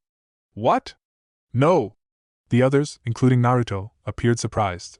"You can't go around offering my services like that." "Yes, I can. I'm your father and lord." "So what? Offer your own damn services. Not me. I think it's a lovely idea. It will be nice to see more of you, Melino," Hestia added, appearing pleased with the idea. She rarely got to see her niece. Seeing her today was a treat. "For the sake of keeping the peace, I don't mind," Naruto told them, putting his hands behind his head and looking up at the ceiling. "I've been thinking it could be time to hire a waitress, or two. I could focus on the things in the kitchen that way. I wouldn't have to explain why there are multiple versions of myself running around back there." The three immortals blinked in surprise, while Hestia merely smiled at his words and drank her tea. "There are more of you back there." "4 more. It's a technique I use a lot. The shadow clone jutsu." "Sounds handy," Hades admitted, not appearing too bothered. "Sounds like when we split our essence." "Can we rewind, please? Do I not get a say in this?" Melino shook in her chair with her hands running through her hair. She wasn't pleased in the slightest. Eventually, after another minute of hearing her name getting thrown around, the goddess of ghosts sunk in her hair and rested her forehead against the table. "I've made a huge mistake." Smirking at his daughter as she accepted her fate, the rest of the trio looked over at Zeus, who'd remained quiet during the whole ordeal. The god of the sky was merely toying with his coffee mug and tapping the side with his fingers. Any thoughts, Zeus? It was Hestia who asked. It was rare for him to be so silent. The king of Olympus had plenty of thoughts, but he didn't know where to start. A powerful immortal that predated Olympus was sat in front of him and ran a cafe under his nose. Remaining hidden for millennia until now, Zeus couldn't help but feel trepidatious. Just because Hestia knew him and vouched for him, that didn't rule out the possibility that the blonde could be a grave threat to Olympus. Anyone who had a connection to Gaia was a cause for concern. After all, look at what happened with the Titans and Typhon, and then the giants many years later. He didn't want to invite more problems to Olympus's doorstep. However, all of the gods that visited the fox's den had expressed their delight, namely towards the owner. Impressing the likes of Artemis and Athena was impressive, as the pair were good at discerning when a threat was nearby. Not to mention his relationship with Hestia. He just wasn't sure. He wanted to blast the blonde into oblivion and be done with it all, but that wouldn't fly this time. Talia, Zeus mumbled out. She's been well under your care? She has. The blonde nodded. The first couple of days were an adjustment, but having Hestia around helped. You've developed a soft spot for her? Zeus looked to his sister, who nodded and his question. I have. I kept an eye on her as you asked when I could spare it. Sadly, I wasn't watching when Beryl decided to leave her, but I've been there since. This time, Zeus nodded, and for a moment, fell silent. Despite what his brethren thought of him, he did care for his half-blood children. Although their lives were fleeting compared to the lives of his godly children, he did want their lives to be somewhat happy, however possible that was. That's why the children of the gods went to stay at Camp Half-Blood. In truth, I am unsure what to do. On one hand, your very existence could spell trouble for Olympus. An unchained anomaly with power that rivals the gods. Zeus was upfront, though Naruto did not appear to take offense to his words. It was understandable given his position as leader of his family. On the other hand, my daughter is in your care, and appears healthy. Zeus rubbed his brow with his hand, briefly looking Hestia's way and felt her dark brown eyes lingering on him. As Hades stated, Hestia, vouching for you works in your favor. If it were not that, I would blast you into oblivion. Somehow, I don't think that'll work, Hestia thought but didn't voice it. If, Zeus started to say, and looked at everyone around the table. If I allow this to slide, and continue to allow my daughter to remain under your care with Hestia providing a watchful eye, you can guarantee her safety? Naruto didn't hesitate for a moment, before responding with, I can. A few monsters have already tried, but I sent them packing. Zeus grunted. Good. She will need to learn how to defend herself. If she's like my other demigods, some of her powers will start showing up sooner. I noticed since whenever she sneezes the electrical appliances at home go off. Zeus sighed. I'm guessing that's a common one. Very common. The king of Olympus sank back in his chair. If things are to remain as they are, it will mean the other gods of my pantheon will be unable to visit here in the future. Hestia watching over Talia, while Melano keeps an eye on you will draw enough attention. Having gods constantly flocking here is unwise, and will later spell trouble in the long run. The rules I created millennia ago are for a reason. Naruto and Hestia looked at each other and nodded. Yeah, Hestia warned me that might be the case. Know this. Zeus looked Naruto square in the eye. I might not be around, but that doesn't mean I won't be keeping a close eye on you as well. Your existence is unnerving, given how long you've gone unchecked. Your ties to Gaia make that even more prevalent. The first sign of trouble, I'm taking Talia and sending her to Camp Half-Blood. Zeus let out a low huff, earning a roll of the eyes from Hades. I might even have Chiron stop by your home and visit from time to time. Naruto wasn't looking to argue with the king of Olympus, and shrugged. If that's what you want, then fine. Just know, I'll protect Talia from whoever I deem a threat to her life and happiness. This time, the blonde stared right back at Zeus. And I do mean everyone. Noted. A sigh of relief escaped Hestia, happy that overall the meeting succeeded. She tried to ignore the groan and complaints coming from Melano, who was still unhappy with being forced into playing the role of Naruto's babysitter for X amount of time. Well, it started rocky, but at least everything ended on a good note, she thought and looked back at the bracelet sitting on her wrist. I'm glad I didn't have to resort to the big guns. I fear Mother would have taken the opportunity to make Naruto sweat and critique his food. The tetanus never failed in making the blonde feel on edge. Her thoughts and one's conversations were quickly halted as an iris message started to form next to Zeus.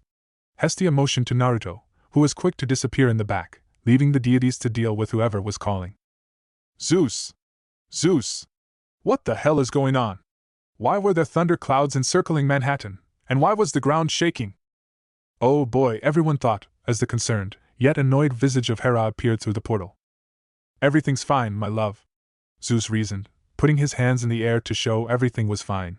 The goddess of marriage didn't appear convinced. She gave her husband a look while crossing her arms, causing the god of the sky to point across the table towards his elder brother. Said brother rolled his eyes, mouthing the word, coward, as the portal spun around and faced the god of the underworld. Instantly, Hera's face soured. Oh, you're here. Nice to see you too. Thrown any puppies off Olympus recently? Hades asked, staring at his younger sister with an emotionless gaze. Whether his words had any impact on Hera was debatable, as the woman had mastered the skill of keeping a neutral face. Though, she did turn her nose up at him and swish her hair to one side as the portal turned back to Zeus. Never mind. I think I can see what angered you, just don't take it out on the city. I wouldn't want to see Manhattan razed to the ground. She looked to Hestia. Please keep them both in check, sister. I always do, Hestia replied. I'll return to my previous engagement. Do try and have a good time, husband. I'll try. Oh, Hera, before you go, I have a message for you. Once again, Hera turned to her elder brother. What? Everyone watched as Hades reached into his pocket, fumbling around for a brief moment, before pulling out his hand. His fist was clenched, though his middle finger was riding high for everyone to see. You look fat in that dress. Before Hera could say anything, Hades snapped his fingers and forced the portal to disappear. The last image he saw was his sister's expression turning murderous before vanishing. Looking smug with himself, he looked to Hestia, who merely shook her head. Very mature. I hate you so much, Zeus muttered, glaring at Hades. No doubt Hera would be in a foul mood when he returned to Olympus, and he was the one who would have to deal with it. The god of the underworld merely smirked to himself, while mentally patting himself on the shoulder. Today turned out more fulfilling than he imagined. Chapter 17. Must stay awake, Zeus told himself, leaning against the back of his throne as he half listened to Athena. Said goddess was on her feet, dressed in a traditional Greek chiton that was once all the fashion back in ancient times, a long scroll in her hands that reached all the way to the floor. He loves his daughter, but she tended to take charge during solstice meetings and took it upon herself to air her grievances and list every tiny detail that was rattling around in her endless mind. The first couple of times it was cute, but now, millennia later, it was little more than exhausting to hear. Hence why he often left Athena's speech to last. Blue eyes drifting away from the goddess of wisdom, the whole room looked to be in the same state to himself, though some hid it better than others. Apollo and Hermes' posture was similar to his own, though at some point they sank further into their thrones with their legs spread out in front of them, and shoulders dropping to the height of the armrests. Hermes even had the nerve to let out a yawn, briefly making his elder sister stop mid-sentence, and direct a glare his way before continuing. Since she didn't summon her spear, he had to imagine she was close to finishing. His other sons weren't much better than the pair. Dionysus was already asleep and had been for some time. Maybe an hour, but that was nothing new. The youngest of his Olympian brood couldn't go an hour into the solstice meetings before falling asleep, which was why he had him as one of the first to speak on current affairs related to him. The god of wine was dressed still in his camp attire, and clearly looked unhappy with the situation. Not that Zeus cared. His son had brought it upon himself. If he wanted someone to blame, all he needed to do was look in the mirror. Near to Dionysus was Hephaestus, who now and again would look Athena's way to appear like he was paying attention. In reality, the god of the forge was tinkering away with some device, trying to hide it from his sister. Rubbing his face, his son was none the wiser to the oil smears across his face, flecks of metal glittering in his long and shaggy beard. Then again, maybe he did know but didn't care. The latter was most likely the case. Though, he would sneak glances at the goddess of love, who sat further down the line of thrones. Unsurprisingly, Aphrodite was paying no attention to Athena's speech, though, unlike her ex-husband, she didn't try to hide it. Sporting long blonde hair that ran down her back like a golden waterfall, the goddess of love decided it was a good time to paint her toenails. A small tube of hot pink nail polish sat perfectly on the edge of the armrest, her petite feet resting on the edge of her throne. A rare look of concentration was on her face as she ran the brush over the nails, giving Athena a deadpan expression when she felt the younger goddess's eyes on her. She even brushed off the glare Artemis was sending her way. Speaking of his daughter, Artemis was one of the few in the room who remained upright and appeared to be paying attention to her sister's speech. Like her sister, Artemis was dressed in a chiton like the old days, though silver, instead of white. Her bow rested on the side of her throne along with her quiver of arrows at the ready. Sitting in her hand was a small knife, which she spun between her fingers. The glare she was sending towards the goddess of love and the look of defiance she got back made her toy with the weapon dangerously. Those two truly are each other's worst enemies, Zeus thought. He'd all but forbade them from getting in a fight with one another during the solstices. Despite Artemis being the superior fighter, Aphrodite was scrappy. She wasn't against using underhanded tactics to get the better of the moon goddess. The last time the pair got into a serious physical altercation, they broke San Francisco. The two were on thin ice for over a decade and weren't allowed back to the city ever. The rest of the gods in the throne room of Olympus weren't much better. Ares was staring up at the ceiling while one of his many knives, toying with it in his meaty hands. His eldest son and the god of war was as uninterested in the meeting as always. If the atmosphere was calm, he'd be the one to instigate a battle just for the hell of it. On more than one occasion walked in to find Ares trapping one of his brothers in a headlock or full Nelson. Everyone knew it was Ares teaching Aphrodite holds to put Artemis in on the occasions they fought. He couldn't stop himself from shaking his head. Of all his children, Ares was the one that disappointed him the most. He and Hera spoiled their firstborn. What a mistake that had been. If they'd been firmer with him, maybe he would have turned out different. The last two of the Olympian pantheon, Hera and Demeter, sat beside one another, making idle chat as they waited for the meeting to end. Unlike his wife, whose dark hair tied into a neat braid down one side of her body, Demeter wore her long golden hair unimpeded. It flowed like a golden waterfall with straw and wheat woven in certain places. Her chiton, while conservative, was a light green color, showing enough skin to leave most men fawning over her. Demeter looks very beautiful today, he thought to himself, until quickly shaking those thoughts out of his head a moment later. He and Demeter had a long history with one another, given Persephone was their firstborn child to both of them.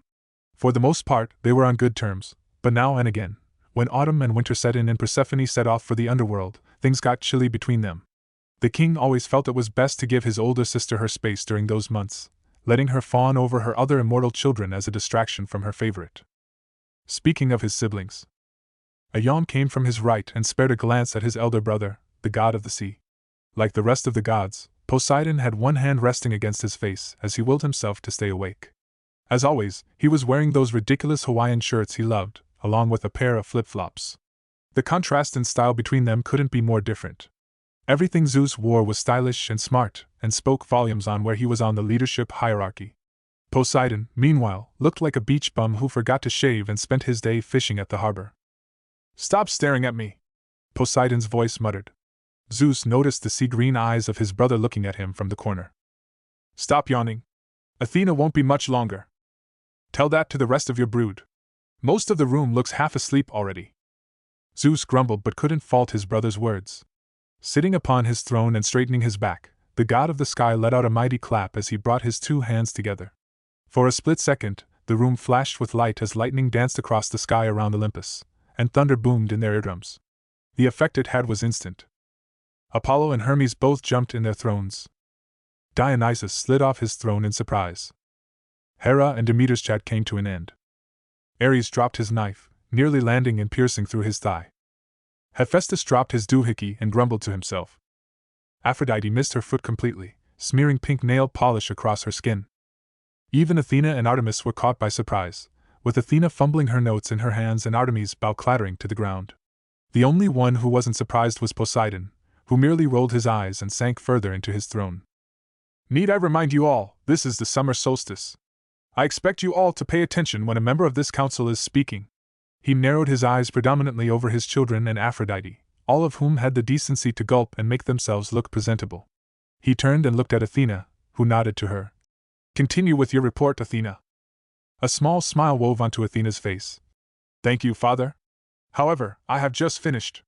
The papers in her hands disappeared in a flash of golden light, teleporting back to her temple. Falling back on her throne, she smoothed down the front of her chiton and crossed her sandal-clad ankles over each other. She turned and glared at her brothers, having tried to ignore their lack of respect moments earlier. "Your attention spans need work. Falling asleep in the middle of a council meeting is deplorable. You say that like you haven't done it," Hermes muttered, earning another glare from his older sister. "I haven't." The god of the sun looked to his sister. "You never get on Uncle P's case. He's just as bad." "Don't drag me into this, Apollo," Poseidon scolded. The last thing the elder god wanted was getting dragged into his niece and nephew's war of words. Athena could grate on his nerves daily if he hadn't grown a tolerance to her barbed tongue. Ignoring her when she got high and mighty was the best option for his eternal sanity. Athena turned to her uncle, her gray eyes shining. I don't get on his case, Apollo, because I know a lost cause when I see one. Tilting his head in her direction, the god of the sea leveled his niece with a glare. She could be as annoying as his brother. Worse even, once she got going. Centuries ago, he would snipe back at her, and the two would have fallen into another pointless argument. Now, he settled for scratching his eye with his middle finger, in full view for Athena to see. Watching her face scrunch up in annoyance was enough to make him half grin before turning away. All Zeus could do was sigh. I guess that's it for another year, Hera announced, standing up from her throne and rubbing her shoulders. Let's call it a day. I'm good with that. Same. Finally! I thought that was never going to end. One by one, his family got up from their thrones and began making their way towards the large set of golden doors. They formed small groups, with Athena and Artemis pairing together, while Hera and Demeter did the same. Aphrodite was whisking Ares away, whispering something in his ears that made the god of war grin like a maniac. Hephaestus trailed behind them, annoyance on his face, while Dionysus slinked away, knowing full well his destination was back to Camp Half-Blood. The only one who didn't move was Poseidon, who looked at him with a raised eyebrow. You've got that look on your face. What more is there? Again, the god of the sky let out a loud sigh. Moments later, he clapped his hand again to gain their attention. Lightning dancing across the sky with the sound of thunder booming into their ears. The action was enough for everyone to freeze their advancements and turn back to their king.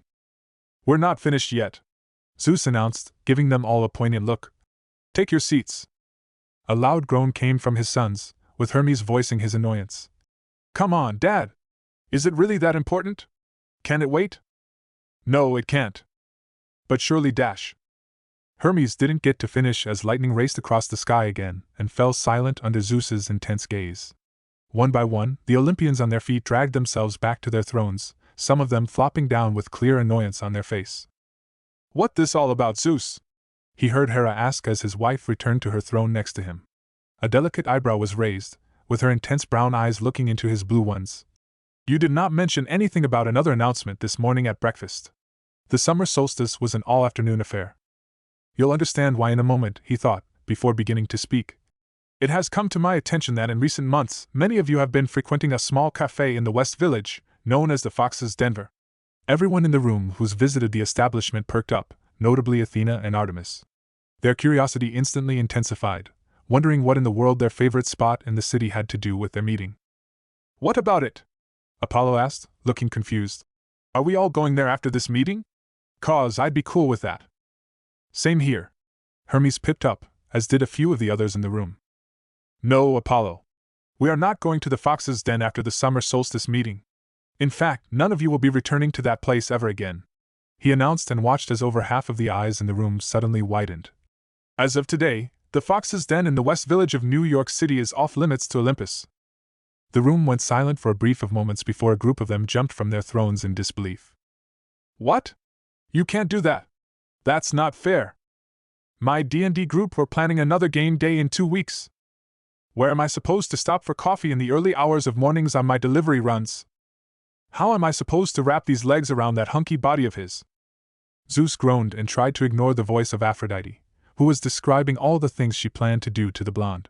The goddess of love was none the wiser to the annoyed expression of Ares's face or the rolling of the eyes coming from her former husband.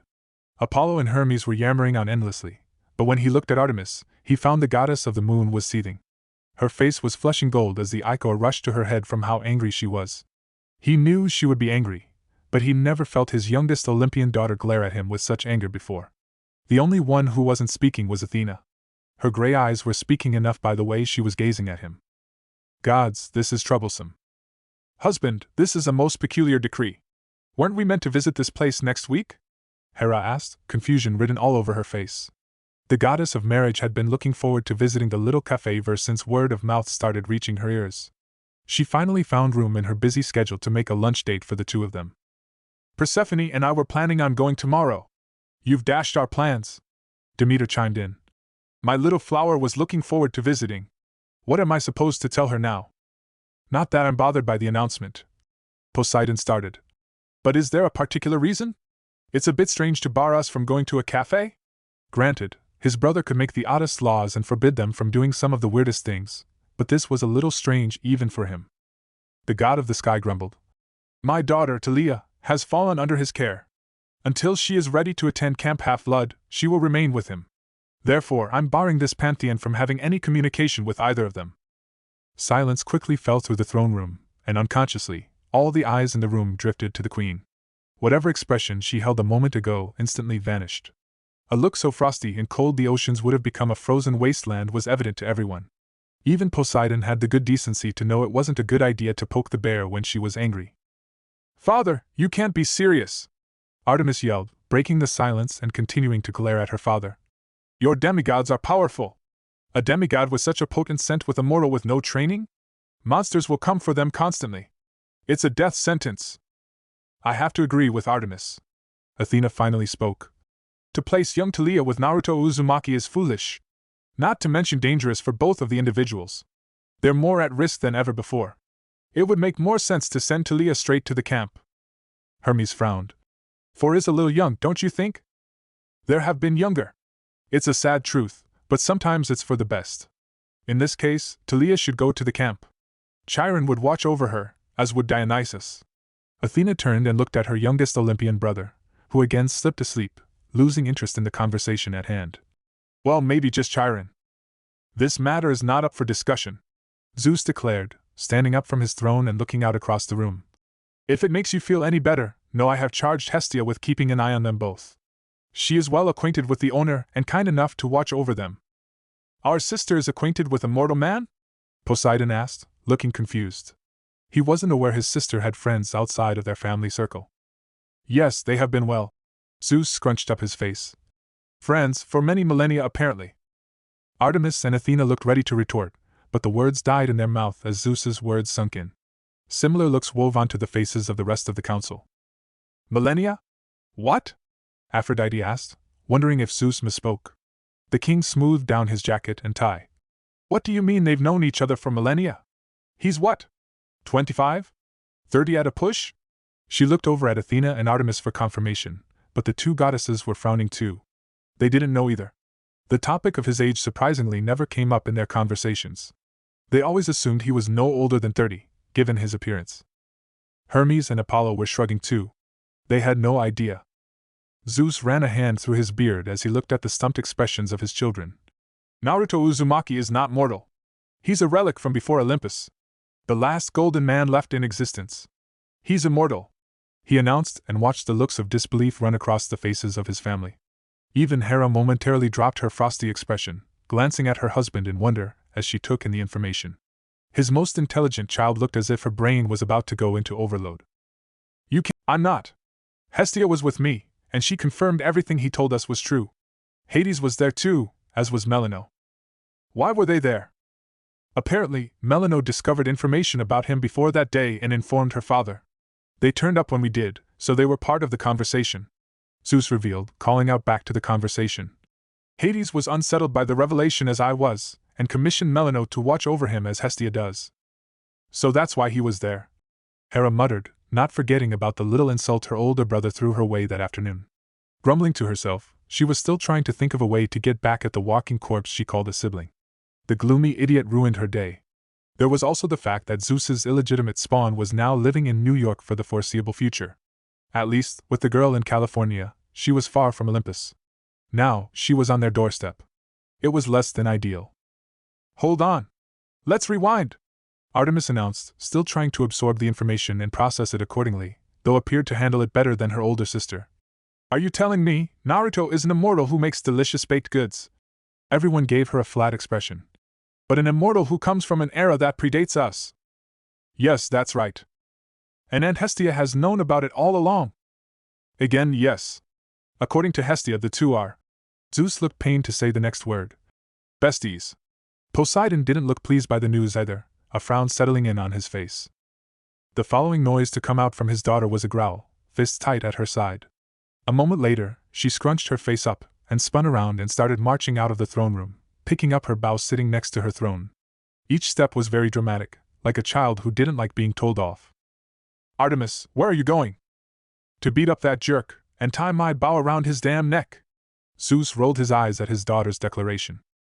Return to your throne, Artemis. It took a minute of coaxing, but the moon goddess returned to her seat, her expression locked into one of anger. The image of his daughter wrapping her bow around the blonde's neck was very appealing. Everyone appeared to be trying to find words, but so many of them couldn't find the right ones. It was a rather big bombshell to drop. The only one who hadn't spoken was Athena, whose thoughts must have been a jumbled mess in that head of hers. "Are you all right, Athena?" Artemis was the one who spoke and leaned over her throne to tap on her shoulder sister's arm. The goddess of wisdom didn't react. Instead, she just continued to stare at the floor, worrying her father and amusing other members of the family. "I think you broke her, Dad," Apollo joked as a camera flash went off across the throne room. The god of war grinned before handing over a camera to the love goddess. "Diet? I've never seen her look speechless before. I want to savor the moment." She turned and winked at Ares. "Thanks, honey. You get a special treat later." One of her hands reached up and patted his cheek.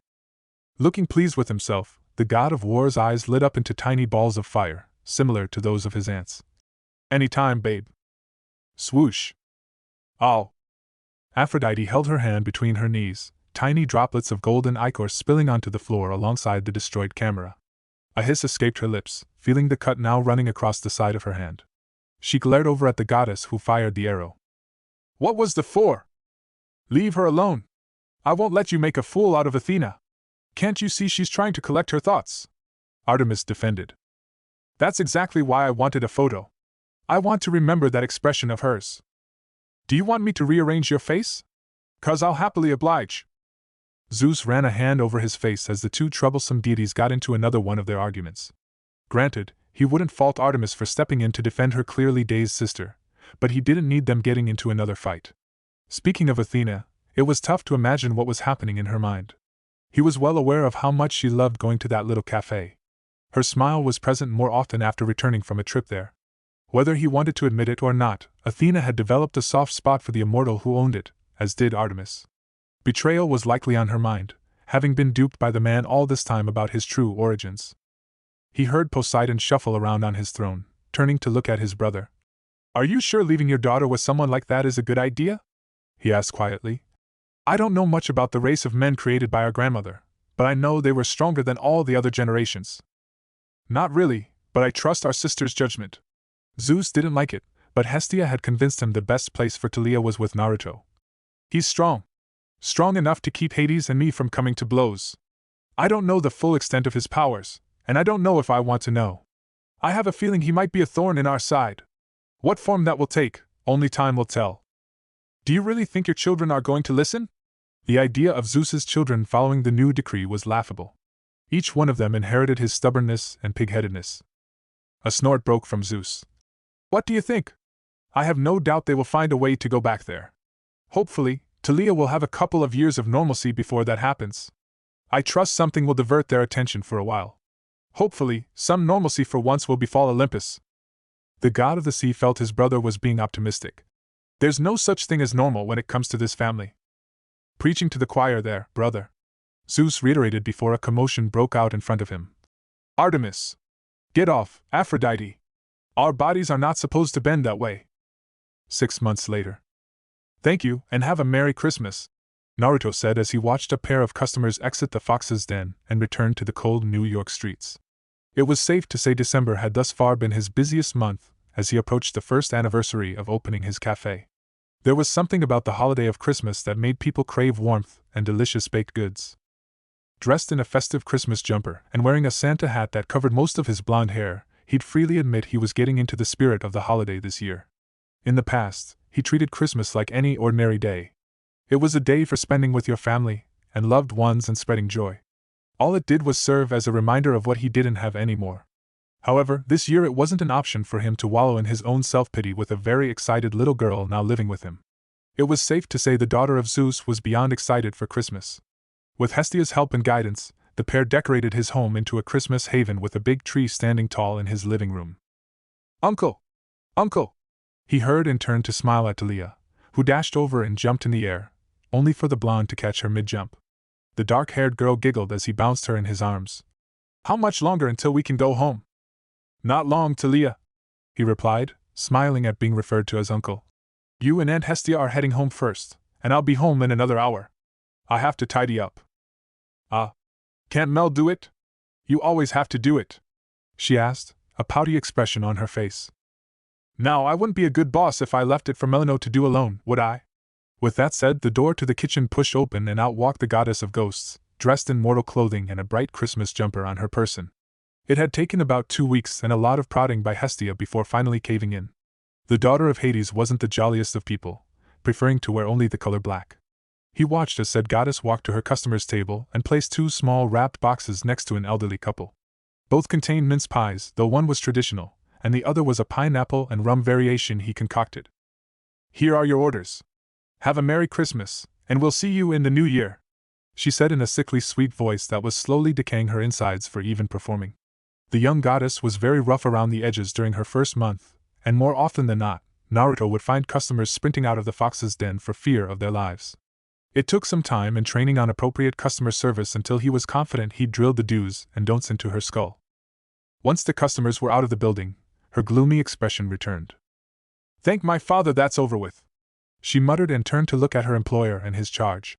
Please tell me it's almost over. 10 more minutes and that's it. Thank the gods for that.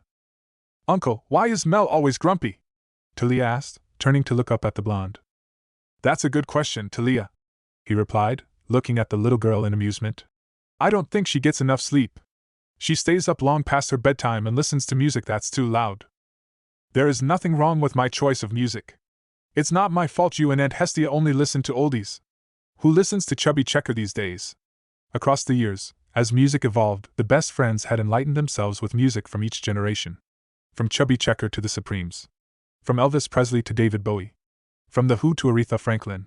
If there was one thing the pair could praise Apollo for, it was the evolution of sound over the recent century.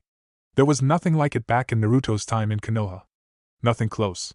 On Friday evenings after the den was closed, the immortal shinobi and the goddess of the hearth would find themselves in his living room with a bottle of wine and music from all decades playing. Sometimes Talia was fast asleep, and other times the daughter of Zeus was shaking her little booty alongside the two. The other night, Hestia showed her niece how to do the twist. Motorhead and Black Sabbath. Now that's music. It's rude to question someone else's taste in music with such negativity, Melino. The younger goddess nearly jumped in the air before turning to find Hestia staring at her from a couple of feet away. Her ever-present smile was on her face, which only served to frighten Melino more. She dressed in winter gear, with a long coat with a fluffy hood. It was a light pink, which Aphrodite would have approved. A bag of presents was in her hand, all of which had Talia's name written all over them. Tomorrow was the 21st of December. That meant it was almost time for the winter solstice. Such an important event meant little to Naruto and even Hestia, who saw it as little more as a meeting for her siblings to bicker amongst each other. In particular, Hades would be visiting, which meant there would be a small queue of people looking to pick a fight with the god of the underworld. She would put in her time there to play peacekeeper between her family as she always did, but this year, she was more invested in the 22nd. The day after the winter solstice happened to be Talia's birthday, and Hestia had already retrieved the little girl's birthday presents, as well as Christmas presents. The whole week, the daughter of Zeus was going to be spoiled rotten. Together, Naruto and herself were working on her birthday cake. All 5 layers of it. It might have looked over the top, but it was a memorable birthday. Even Zeus, who'd been kept on a very tight leash by Hera since the summer solstice, managed to subtly give her a present to give to his daughter, without the other gods noticing. She said he was welcome to join them, but the king declined the offer. If the other gods caught him breaking the rules, he'd never hear the end of it. Just because we don't share the same taste in music doesn't make that a bad thing. It's good to have variety. I know. I completely agree. She waved her hands in the air to reason with the older deity. Behind her, Naruto and Talia looked at each other before the dark-haired demigod started giggling. She jumped down from the blonde's arms and grabbed Melino's free hand. It's okay, Mel. I know Auntie Hestia can be scary sometimes, but Uncle says she's a big softie at heart. He says she's like a big bowl of pudding. A nervous chuckle escaped Naruto's lip, feeling the eyes of the goddess turn in his direction. A big bowl of pudding, am I? Her eerie smile strengthened. I'll try to remember that piece of information the next time I decide to make us a family dinner. Maybe I'll throw in some spice for next time. A real fire breather. It was a jest, that's all. Talia knows I was only kidding. The daughter of Zeus shook her head. Then Uncle said that when Auntie gets mad, make her some tea, and she calms down. Did he now? The blonde grumbled and shot the little girl a dirty look. All he received was a big smile in return. "You're lucky you're adorable," he muttered and ruffled the girl's hair. "Anyway, are you girls heading home?" Both looked dressed to leave, with the goddess eyeing the weather conditions. "We are. I assume we can expect you home in an hour?" She crouched down and pulled up the zip on Talia's coat. She didn't want her niece to get cold. Then, much to the daughter of Zeus's displeasure, grabbed a woolly pink hat from her pocket, neatly putting it on her head. It wasn't so much the hat that bothered the girl, but the color. Pink was a no-no color, but Talia would have to endure it for now. "Yeah, that's the plan." The blonde shinobi rubbed the back of his neck. 2 more days before he would be closing his doors for the remainder of the holidays. The Fox's Den wouldn't be reopening until the January 2nd, leaving him with time to spend with Hestia and Talia. He was sorely looking forward to the time off. "All right. Don't push yourself too hard," Hestia told him. He worked far too hard, in her opinion, and didn't take enough time to himself. She took her niece's hand.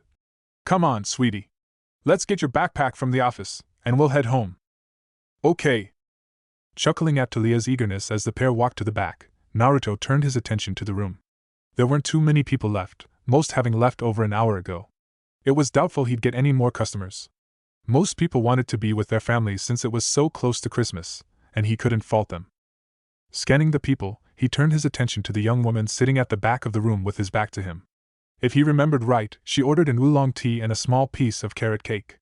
That was 30 minutes again. Straightening his shirt, he walked over to find the woman looking out the window with her chin resting in her palm. After almost half a minute passed, Naruto let out a short cough to get her attention. The reaction was instant, and the woman jolted awake and turned to look at him. "Huh! Oh, I'm sorry. Did you say something?" she asked, an embarrassed expression appearing. "My head was elsewhere." Naruto smiled. "I just wanted to check if you wanted anything else? I think you finished your tea a little while ago. Would you like a top-up?" The woman looked down into her mug. No. I'm okay, thanks. I'm just," the woman started to say. Naruto watched as she turned her attention outside and noticed her staring at another woman walking along the pavement, a young girl no older than Talia holding her hand. Both looked happy, with bags likely filled with presents in the woman's other hand. A sigh escaped her mouth, and her fingers tightened around the handle on the mug. Naruto didn't need to be telepathic to know something was on her mind. "Something on your mind, I take it?" She nodded. "Something like that. It's kinda hard to explain," she told him. "Actually, wait. It's not hard to explain. It's just something I wasn't expecting." The blonde shinobi frowned, tilting his head. She started as if trying to find the words. "I hadn't been feeling too good these last few days. I thought it was just a bug, but it turns out it was morning sickness. I'm pregnant." "Oh. Congratulations," he replied and noticed her uneasy expression. "That's good, right?"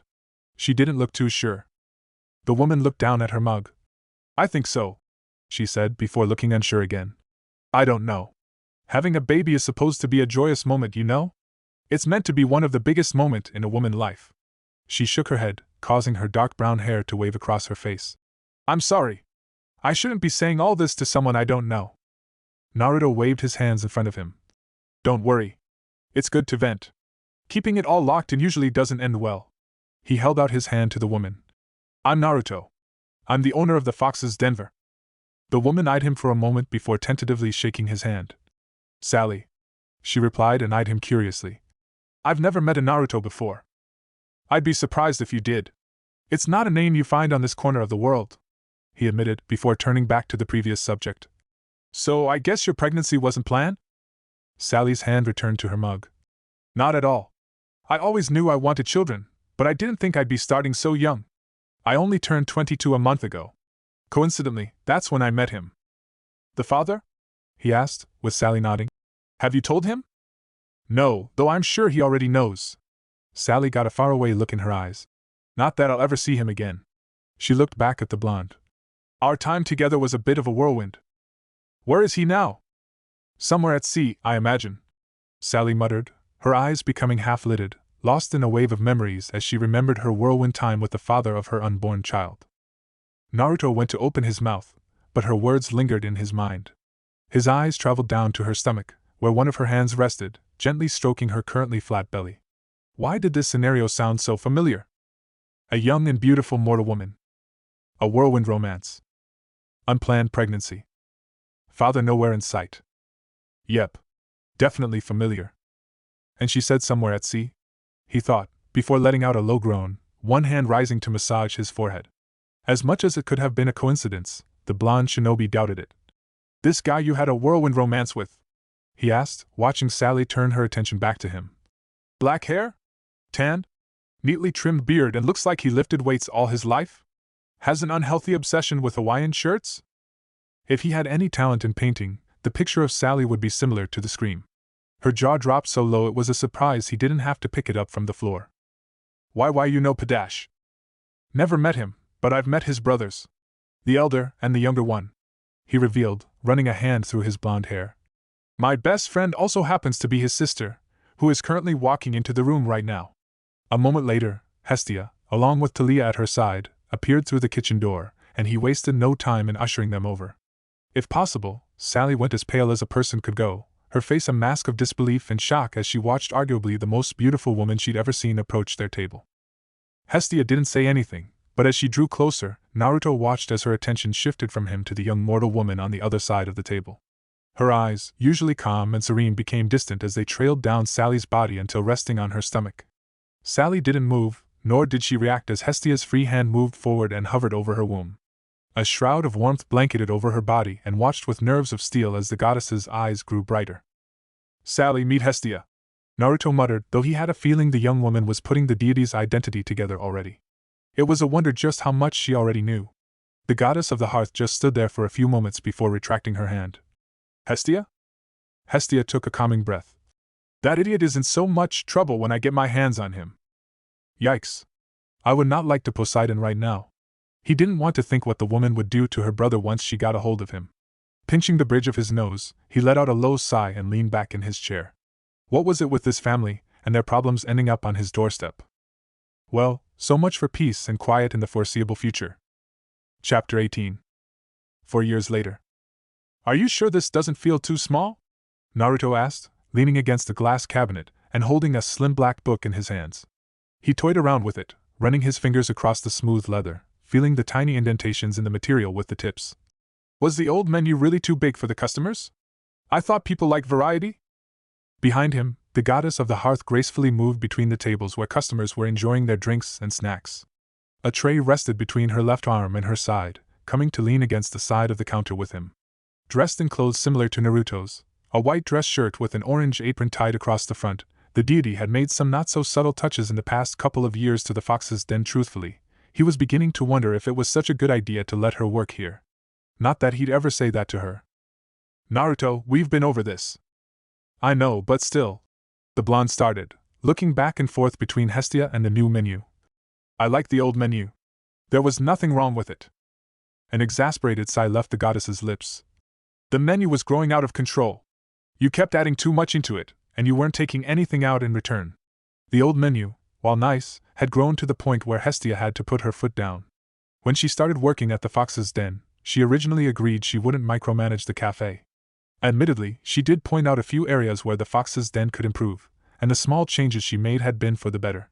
Naruto was happy to work alongside his best friend, but there was a line in the sand. The condition of the menu proved how stubborn both parties could be when they disagreed on something. Hestia wanted to downsize the menu, and Naruto felt it was fine as it was. Inevitably, Hestia's persistence defeated Naruto's stubbornness, and the blonde conceded to make some changes to the menu. Now half the size, the new menu was much more customer-friendly and didn't leave customers at a loss of what to order from having too many choices. They kept the special of the day, of which Naruto and Hestia would take turns in choosing and making.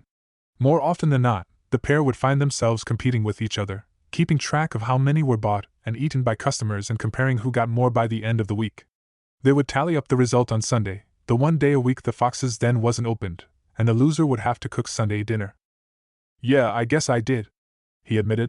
Melano, was the menu too big? Yes, the goddess of ghosts was still working as a waitress for Naruto, though she wasn't showing open disdain for the job, nor was she scaring customers away. At least, not as often. Melano had fallen into the role as a waitress rather well in the last 4 years, and despite Naruto and Hestia telling her she didn't have to keep working there, the younger goddess continued to appear.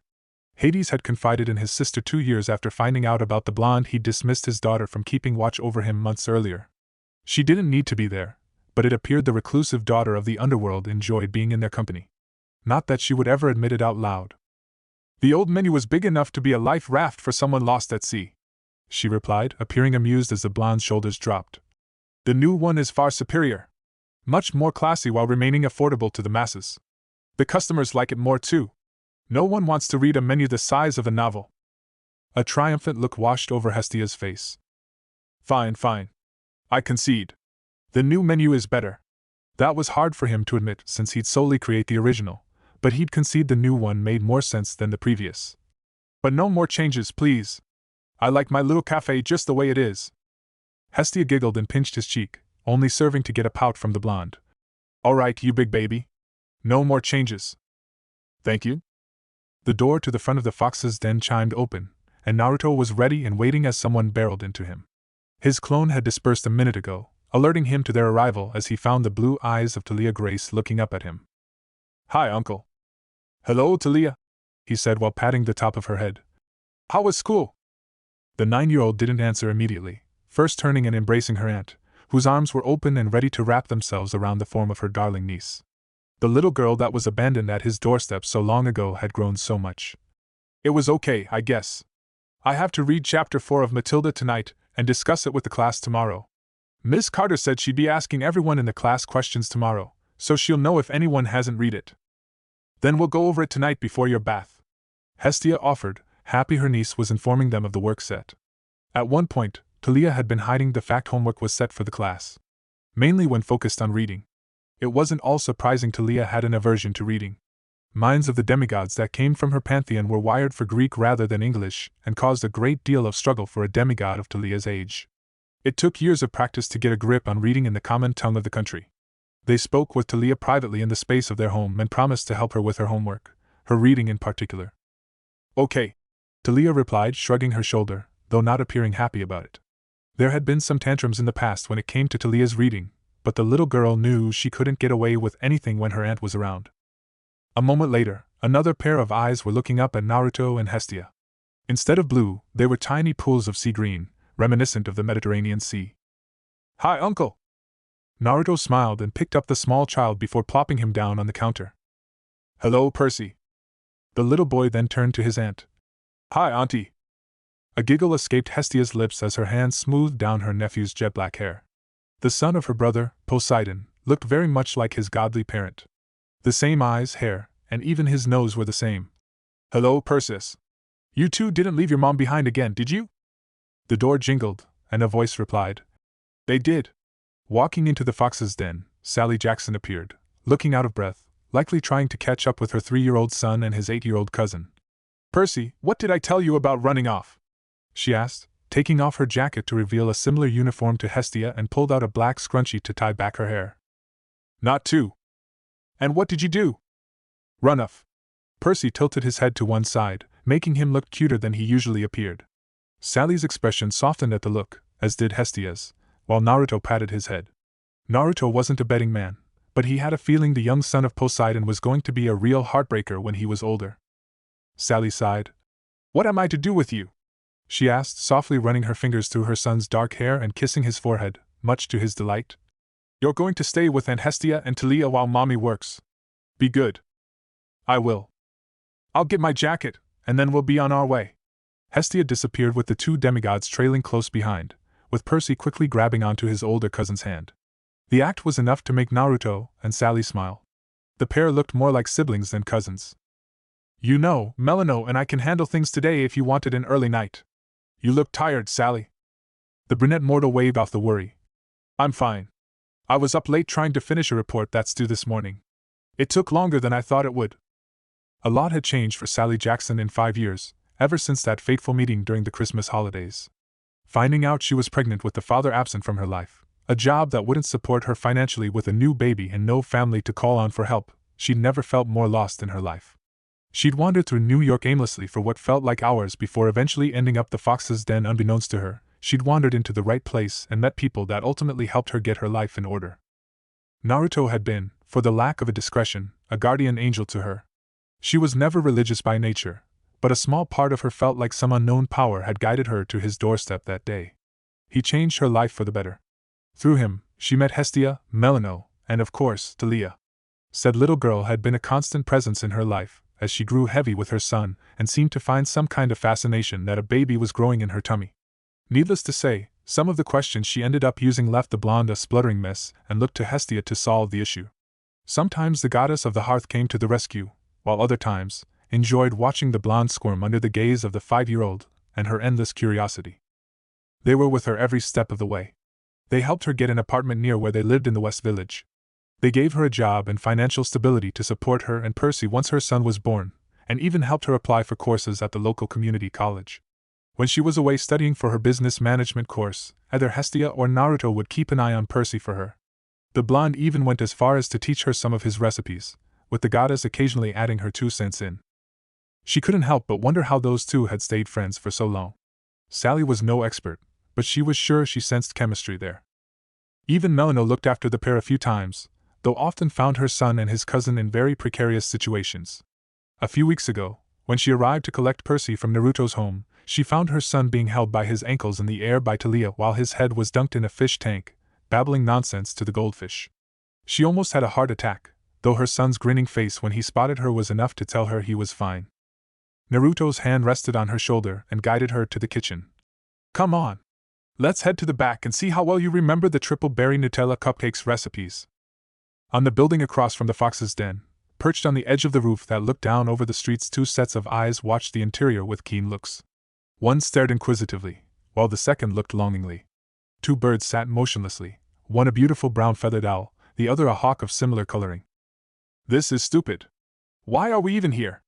This is towing the fine line Father set up when he forbade us from visiting.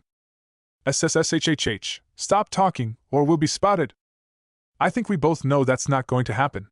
Unless mortals can climb up vertical surfaces like a spider monkey, I'd say we're safe." The gray eyes of the owl stared in the silver ones of the hawk, and if she didn't know any better, could have sworn a bead of drool was slipping through her beak. "You have a problem. You know that, right?" Inside the fox's den, they watched the blonde Immortal walk across the interior and place down a small tray of cupcakes in front of the customer. Artemis let out a short gasp and a groan of longing. "Double chocolate peanut butter filled cupcakes. Oh, that mortal is so lucky! What I wouldn't give to be them right now." "Your stomach is truly made of celestial bronze," Athena replied. Although, deep down, she had to agree. They did like delicious. In the last 5 years, the goddess of wisdom would like to say she'd followed her father's commands to the letter and stayed far away from the fox's den, but that would be a lie. It took 6 months, impressive in her own mind for having the willpower to stay away, before she inevitably found herself spying on the cafe and carefully watching the blonde owner. Naturally, she was full of questions. "We could sneak in, right? We would be caught the moment we walked through the door. And Hestia would recognize us immediately, as would Melano. Naruto." Her gray eyes gazed back through the window and watched the blonde as he brought out another tray of yummy goodness. "Well, there's no telling what would happen, but I imagine he would know it was us too." A sigh escaped Artemis. "It's not fair. I might be angry at the blonde fool for lying to us, but I still miss the food. I overheard Aunt Hestia mention that they've created a new menu together. Could you imagine what those two have cooked up together?" Naruto and Hestia double-teaming in the kitchen were enough to make Artemis go weak at the knees. There was no telling what kind of scrumptious goodies they were cooking up in the kitchen. Knowing she couldn't reach out and devour them was torture. "I'm still surprised Hestia went to work there. She's spent more time at the fox's den and Naruto's residence than she does on Olympus these days. Now that she doesn't need to hide her friendship within him, we hardly see her." All of the other gods on Olympus noticed the lack of the hearth deity. Zeus, in particular, would grumble about his beloved older sister spending time with that uncouth blonde in the mortal world. Honestly, who said uncouth anymore? Their father could get jealous easily, and seeing Hestia enjoying the company of someone that wasn't one of them felt otherworldly. He didn't like it but wouldn't voice it unless he wanted to earn his sister's ire. Poseidon, Hera, and Demeter were less put off by it, but still, the absence of the gods of the hearth had been felt by the siblings in particular than the rest. Only Hades didn't appear to be putting up a front about it. Then again, Artemis was sure Melano was transporting precious cargo back to the underworld for their uncle and occasionally Persephone when it was time for the goddess of spring to take to her second home. "I know. It's so unfair," Artemis whined, trying not to glare at the mortals leaving Fox's den with boxes of goodies secured comfortably in their grasp. Just imagining what might be in the box was enough to make Artemis's stomach growl. Before either could say another word and before Artemis could swoop down and steal the mortals' boxed baked goods from their hands, a shroud of warmth appeared from behind them. Athena and Artemis felt something warm grab them by the scruffs of the neck and hold them in the air, unfazed by their attempts to wriggle out of the grasp. They found the warm and curious eyes of their aunt staring at them, one eyebrow raised. A soft glow of fire illuminated around her body with two tendril-like arms sprouting from either side and responsible for grabbing the sisters and holding them in the air like grapes on a vine. "What are you two doing here?" Hestia asked, her voice calm, though with a hint of annoyance clear for both to hear. "Aunt Hestia! Fancy seeing you here. What brings you to this part of the city?" Artemis stammered out. Hestia's face didn't change but did turn to Athena rather than Artemis. "I know you're not going to pretend to be stupid. I know how beneath you that is, niece." She felt the goddess of the moon deflate in her grasp at her words. "You both know you're not supposed to be anywhere near the Fox's Denver. If Zeus catches wind that you're here, there will be trouble. I don't particularly want a thunderstorm hovering over the city. Not when I'm about to walk home with the children." Their father was constantly reminding everyone of the rule in recent memory. It wasn't just Athena and Artemis that tried to sneak a peek, but the others Olympians too, with Apollo and Aphrodite being the two biggest culprits. The god of the sun tried to sneak in the early morning in disguise, covered head to toe in clothing he'd never be seen and that covered up his dashingly handsome good looks and masking his godly energy. Twice this year Zeus came down from Olympus, grabbed his son by the scruff of his neck and dragged him back home. Apollo would end up grounded for a month, only allowed out to drive the sun chariot across the sky. Aphrodite, on the other hand, had been trying to sneak into his home, morphing into a dove and sprawling herself out across his bed in not-so-so lingerie, hoping to seduce the hunky blonde into her awaiting arms. Instead, all she found was the goddess of the hearth waiting for her, grabbing her by the ear and dragging her back to Olympus. The goddess of love was persistent in her attempt to try and seduce Naruto. "I know, but the only reason I'm here is to stop Artemis from breaking the rules.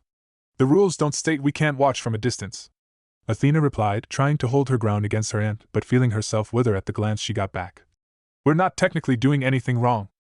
I think we both know that's pushing it." Hestia snapped her fingers.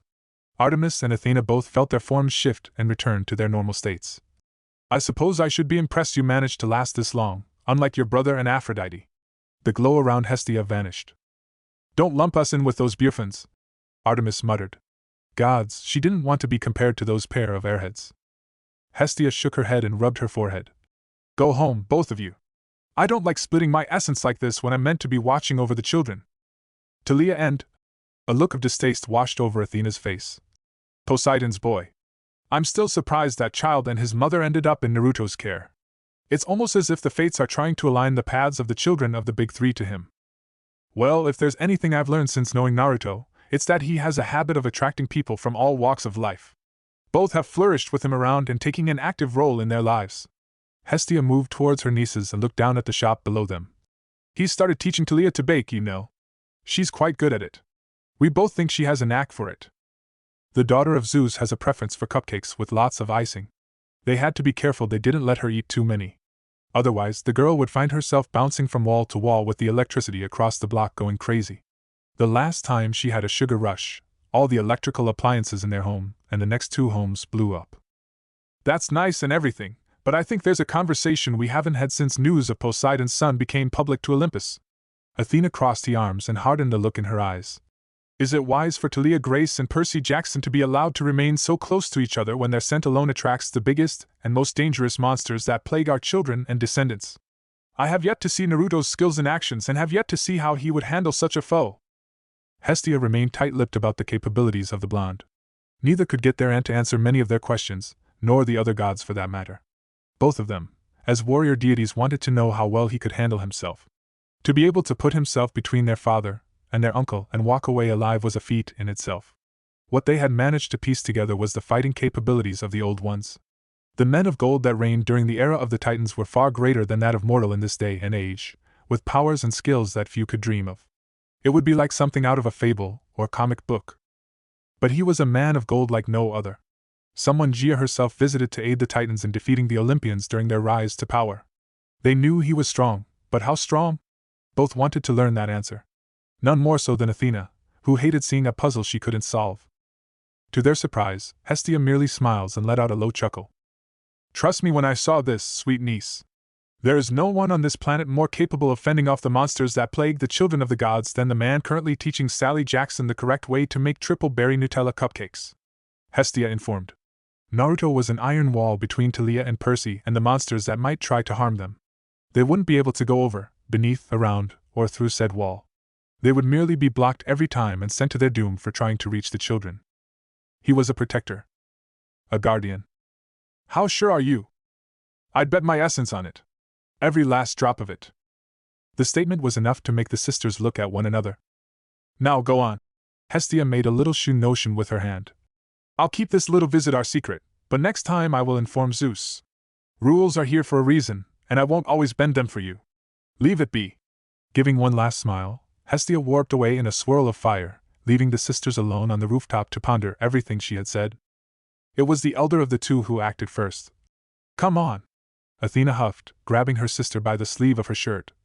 "Let's go before Hestia makes good on her promise. I don't feel like getting confined to my temple any time soon." Fine." Artemis groaned but followed along. "Do you think we can convince Hera to make us her famous shepherd's pie?" At the same time as the goddess of wisdom and the goddess of the moon were making their way back to Olympus, a very different immortal also found themselves in New York City, though this one was visiting for a different reason. Knowing New York was technically under the jurisdiction of the Olympian pantheon, he didn't appear to care as he teleported his way to Midgard and threw himself into their backyard. He wasn't afraid of any Olympian, but he ensured his arrival was subtle, lest he wanted to face the wrath of his father and mother. They were far more frightening than some puny god like Zeus or Ares. Ha! Their arms were twigs in comparison to his own. A deep, bellyful laugh broke the calm silence as men and women peacefully going about their afternoon through Central Park were caught unaware. All stopped and couldn't help but marvel at the sight they were seeing in front of them. "Come on, 1 more! No, 5 more! Better yet, 10 more! Let me show you my great strength!" A pair of large and meaty hands ushered a woman forward, soon followed by a squeal as he hoisted her up and placed her on his wide and powerful shoulders. "I'm sure I came here for a reason, but I'm having such fun with you, young mortals."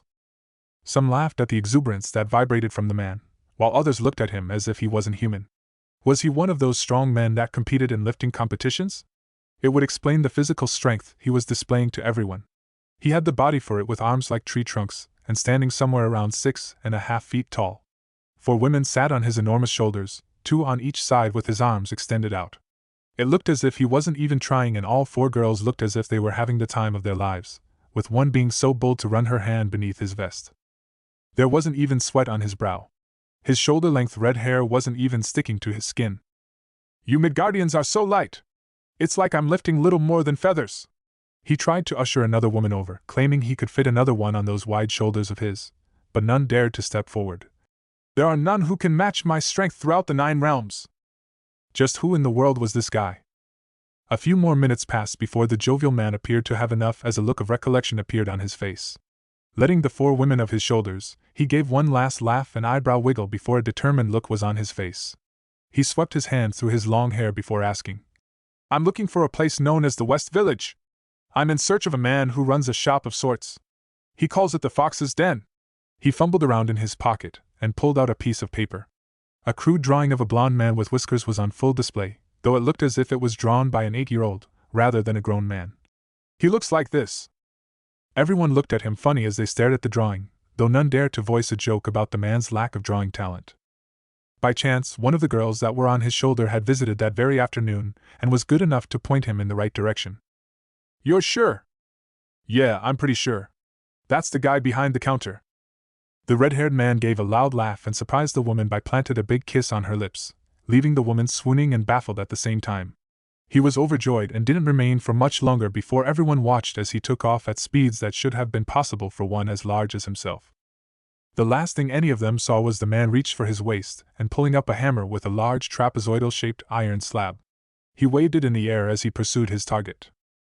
Naruto tapped his chin as he inspected the cupcake, taking everything in over its form, smell and taste. Smell? Check.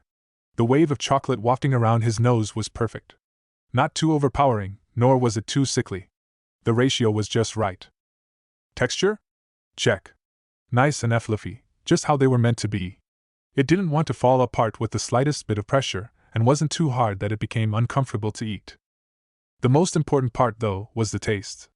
Everything rode on how well the cupcake tasted in his mouth. The last batch Sally made was passable, but that wasn't enough to serve their loyal customers. A standard was set by the blonde, and later on, Hestia when she officially joined them. Some could say it wasn't fair to put such pressure on Sally's shoulders, but it wasn't like they were asking her to master a dozen recipes in a short time frame. Sally had asked for them to teach her a thing or two about baking, and by Olympus, they would do just that. Speaking of said woman, she stood a few feet to the side, ignoring the clones at work around her and gazing nervously at her boss. If she was to work at the Fox's Den, then Naruto had to warn her about some of the strange things she would see. It wasn't every day a mortal, even a clear-sighted mortal like Sally, came across a dozen or so carbon copies of the man who employed her, working around the kitchen. To her credit, she took it on the chin and fell right into the craziness, as if she belonged there from the very start. One of her hands gently pulled on her sleeve, trying to take a calming breath as the blonde lifted one of the cupcakes up to his mouth and took a bite out of it. She tried not to look too visibly nervous, but she didn't want to let Naruto nor Hestia down. Both had shown her on multiple occasions how to make the cupcakes and felt she was getting closer and closer to perfecting them. Was it strange that she wanted to make them proud? She didn't think so. They'd done so much for her that she wanted to show them every day that their time and effort had been for nothing. She heard him say aloud, licking his lips as he tried to gather up any loose crumbs. I gotta say, Sally. He turned and looked at her and smiled. They're perfect. Sally's eyes lit up. Really? They are? Yep. I can't taste a single fault with them. If I didn't know any better, I'd say Hestia or myself made these. Rubbing his hands together, he took a step forward and rested a hand on Sally's head. Good job, Sally. I'm proud of you. Why you are? The former lover of Poseidon asked, doing her best not to get misty-eyed at the compliments sent her way. Of course. Whatever Hestia, myself, or the world for that matter has thrown at you, you've adapted and worked hard. You never stop trying to better yourself, and it shows in the food you make. He picked up the tray with the rest of the cupcakes and handed them back to Sally, who grasped at the edges eagerly. I think these deserve to go in the cabinet, and make sure you tell people who made them. I'm sure they would all be very pleased to eat anything made by your hands. Sally was very well loved by the regulars who dined at the Fox's Denver. For many of them, they'd watched Sally prosper into the confident young woman she was today. Even better for Naruto, who got to watch her blossom as an incredible mother to young Percy. He'd been there in the waiting room at the hospital when she was giving birth to the son of Poseidon. According to Hestia, Sally kicked childbirth's ass. All 19 hours of it. He still didn't understand how women did it all these years later. Kudos to them. Minutes later, the back door that led to the alleyway swung open, with Naruto walking out with a trash bag gripped in one hand. Whistling a jaunty little tune with a slight skip in his step, he moved to the nearby bin and threw the bag inside. I wonder what Hestia's making Percy and Talia for dinner tonight. I know Talia has her hopes on burgers, but I doubt she'd make them 2 nights in a row. He laughed, imagining a patient-looking Hestia with her arms crossed as Talia stomped unhappily in front of her, her fingers in her ears and trying to hold her breath. The daughter of Zeus had certainly inherited her father's stubbornness, and often tried to get her own way by acting out, but Hestia was no stranger to such dramatics. If she could handle one such as Zeus, she could handle a young girl. He didn't know what the record was, but Hestia was overwhelmingly in the lead, whilst Talia only had a victory or 2 over the past 4 years. Ha! Found you! Blinking in surprise, Naruto had little time to react as he jumped high in the air, using his chakra to stick to a nearby wall as a large object flew past the spot he was previously standing. Turning his head to the entrance of the alleyway, he fought back a groan when he spotted a familiar deity blocking the way, his hand outstretched. Thor! What are you doing here? A jovial laugh escaped the god of thunder as his hammer, Mjolnir, flew back into his hand in the blink of an eye. A grin was plastered on his face, and swept his long red hair back as his intense blue eyes stared down the blonde with unfavored glee. My old friend! I've spent the better part of a month trying to track you down until I finally got the word you were in this city. He swung his hammer in the air, his smile turning into a grin. I've come to challenge you. It's been centuries since we last fought. Let us shake the heavens with our fists one more time. Naruto wanted to groan. We are not fighting in the middle of New York. The answer he got was another laugh from the god of thunder, and watched as he jumped high in the air with his hammer held high. He meant to crush it into the blonde's skull but instead found himself getting drop-kicked square in the chest and forced higher into the air. In the blink of an eye, Naruto landed and pushed himself back into the air and grabbed Thor before his body could exit the alleyway. When they landed, Naruto didn't give Thor a chance to act and promptly dragged him over to the nearby trash can and threw him inside. He threw the lid down with a loud resounding echo and flashed away with the bin and Thor in tow. A bitter chill ran across his face as he landed on the steep mountainside of the Matterhorn in Switzerland. This would do for the time being. As I said, you idiot! We're not fighting! I like New York!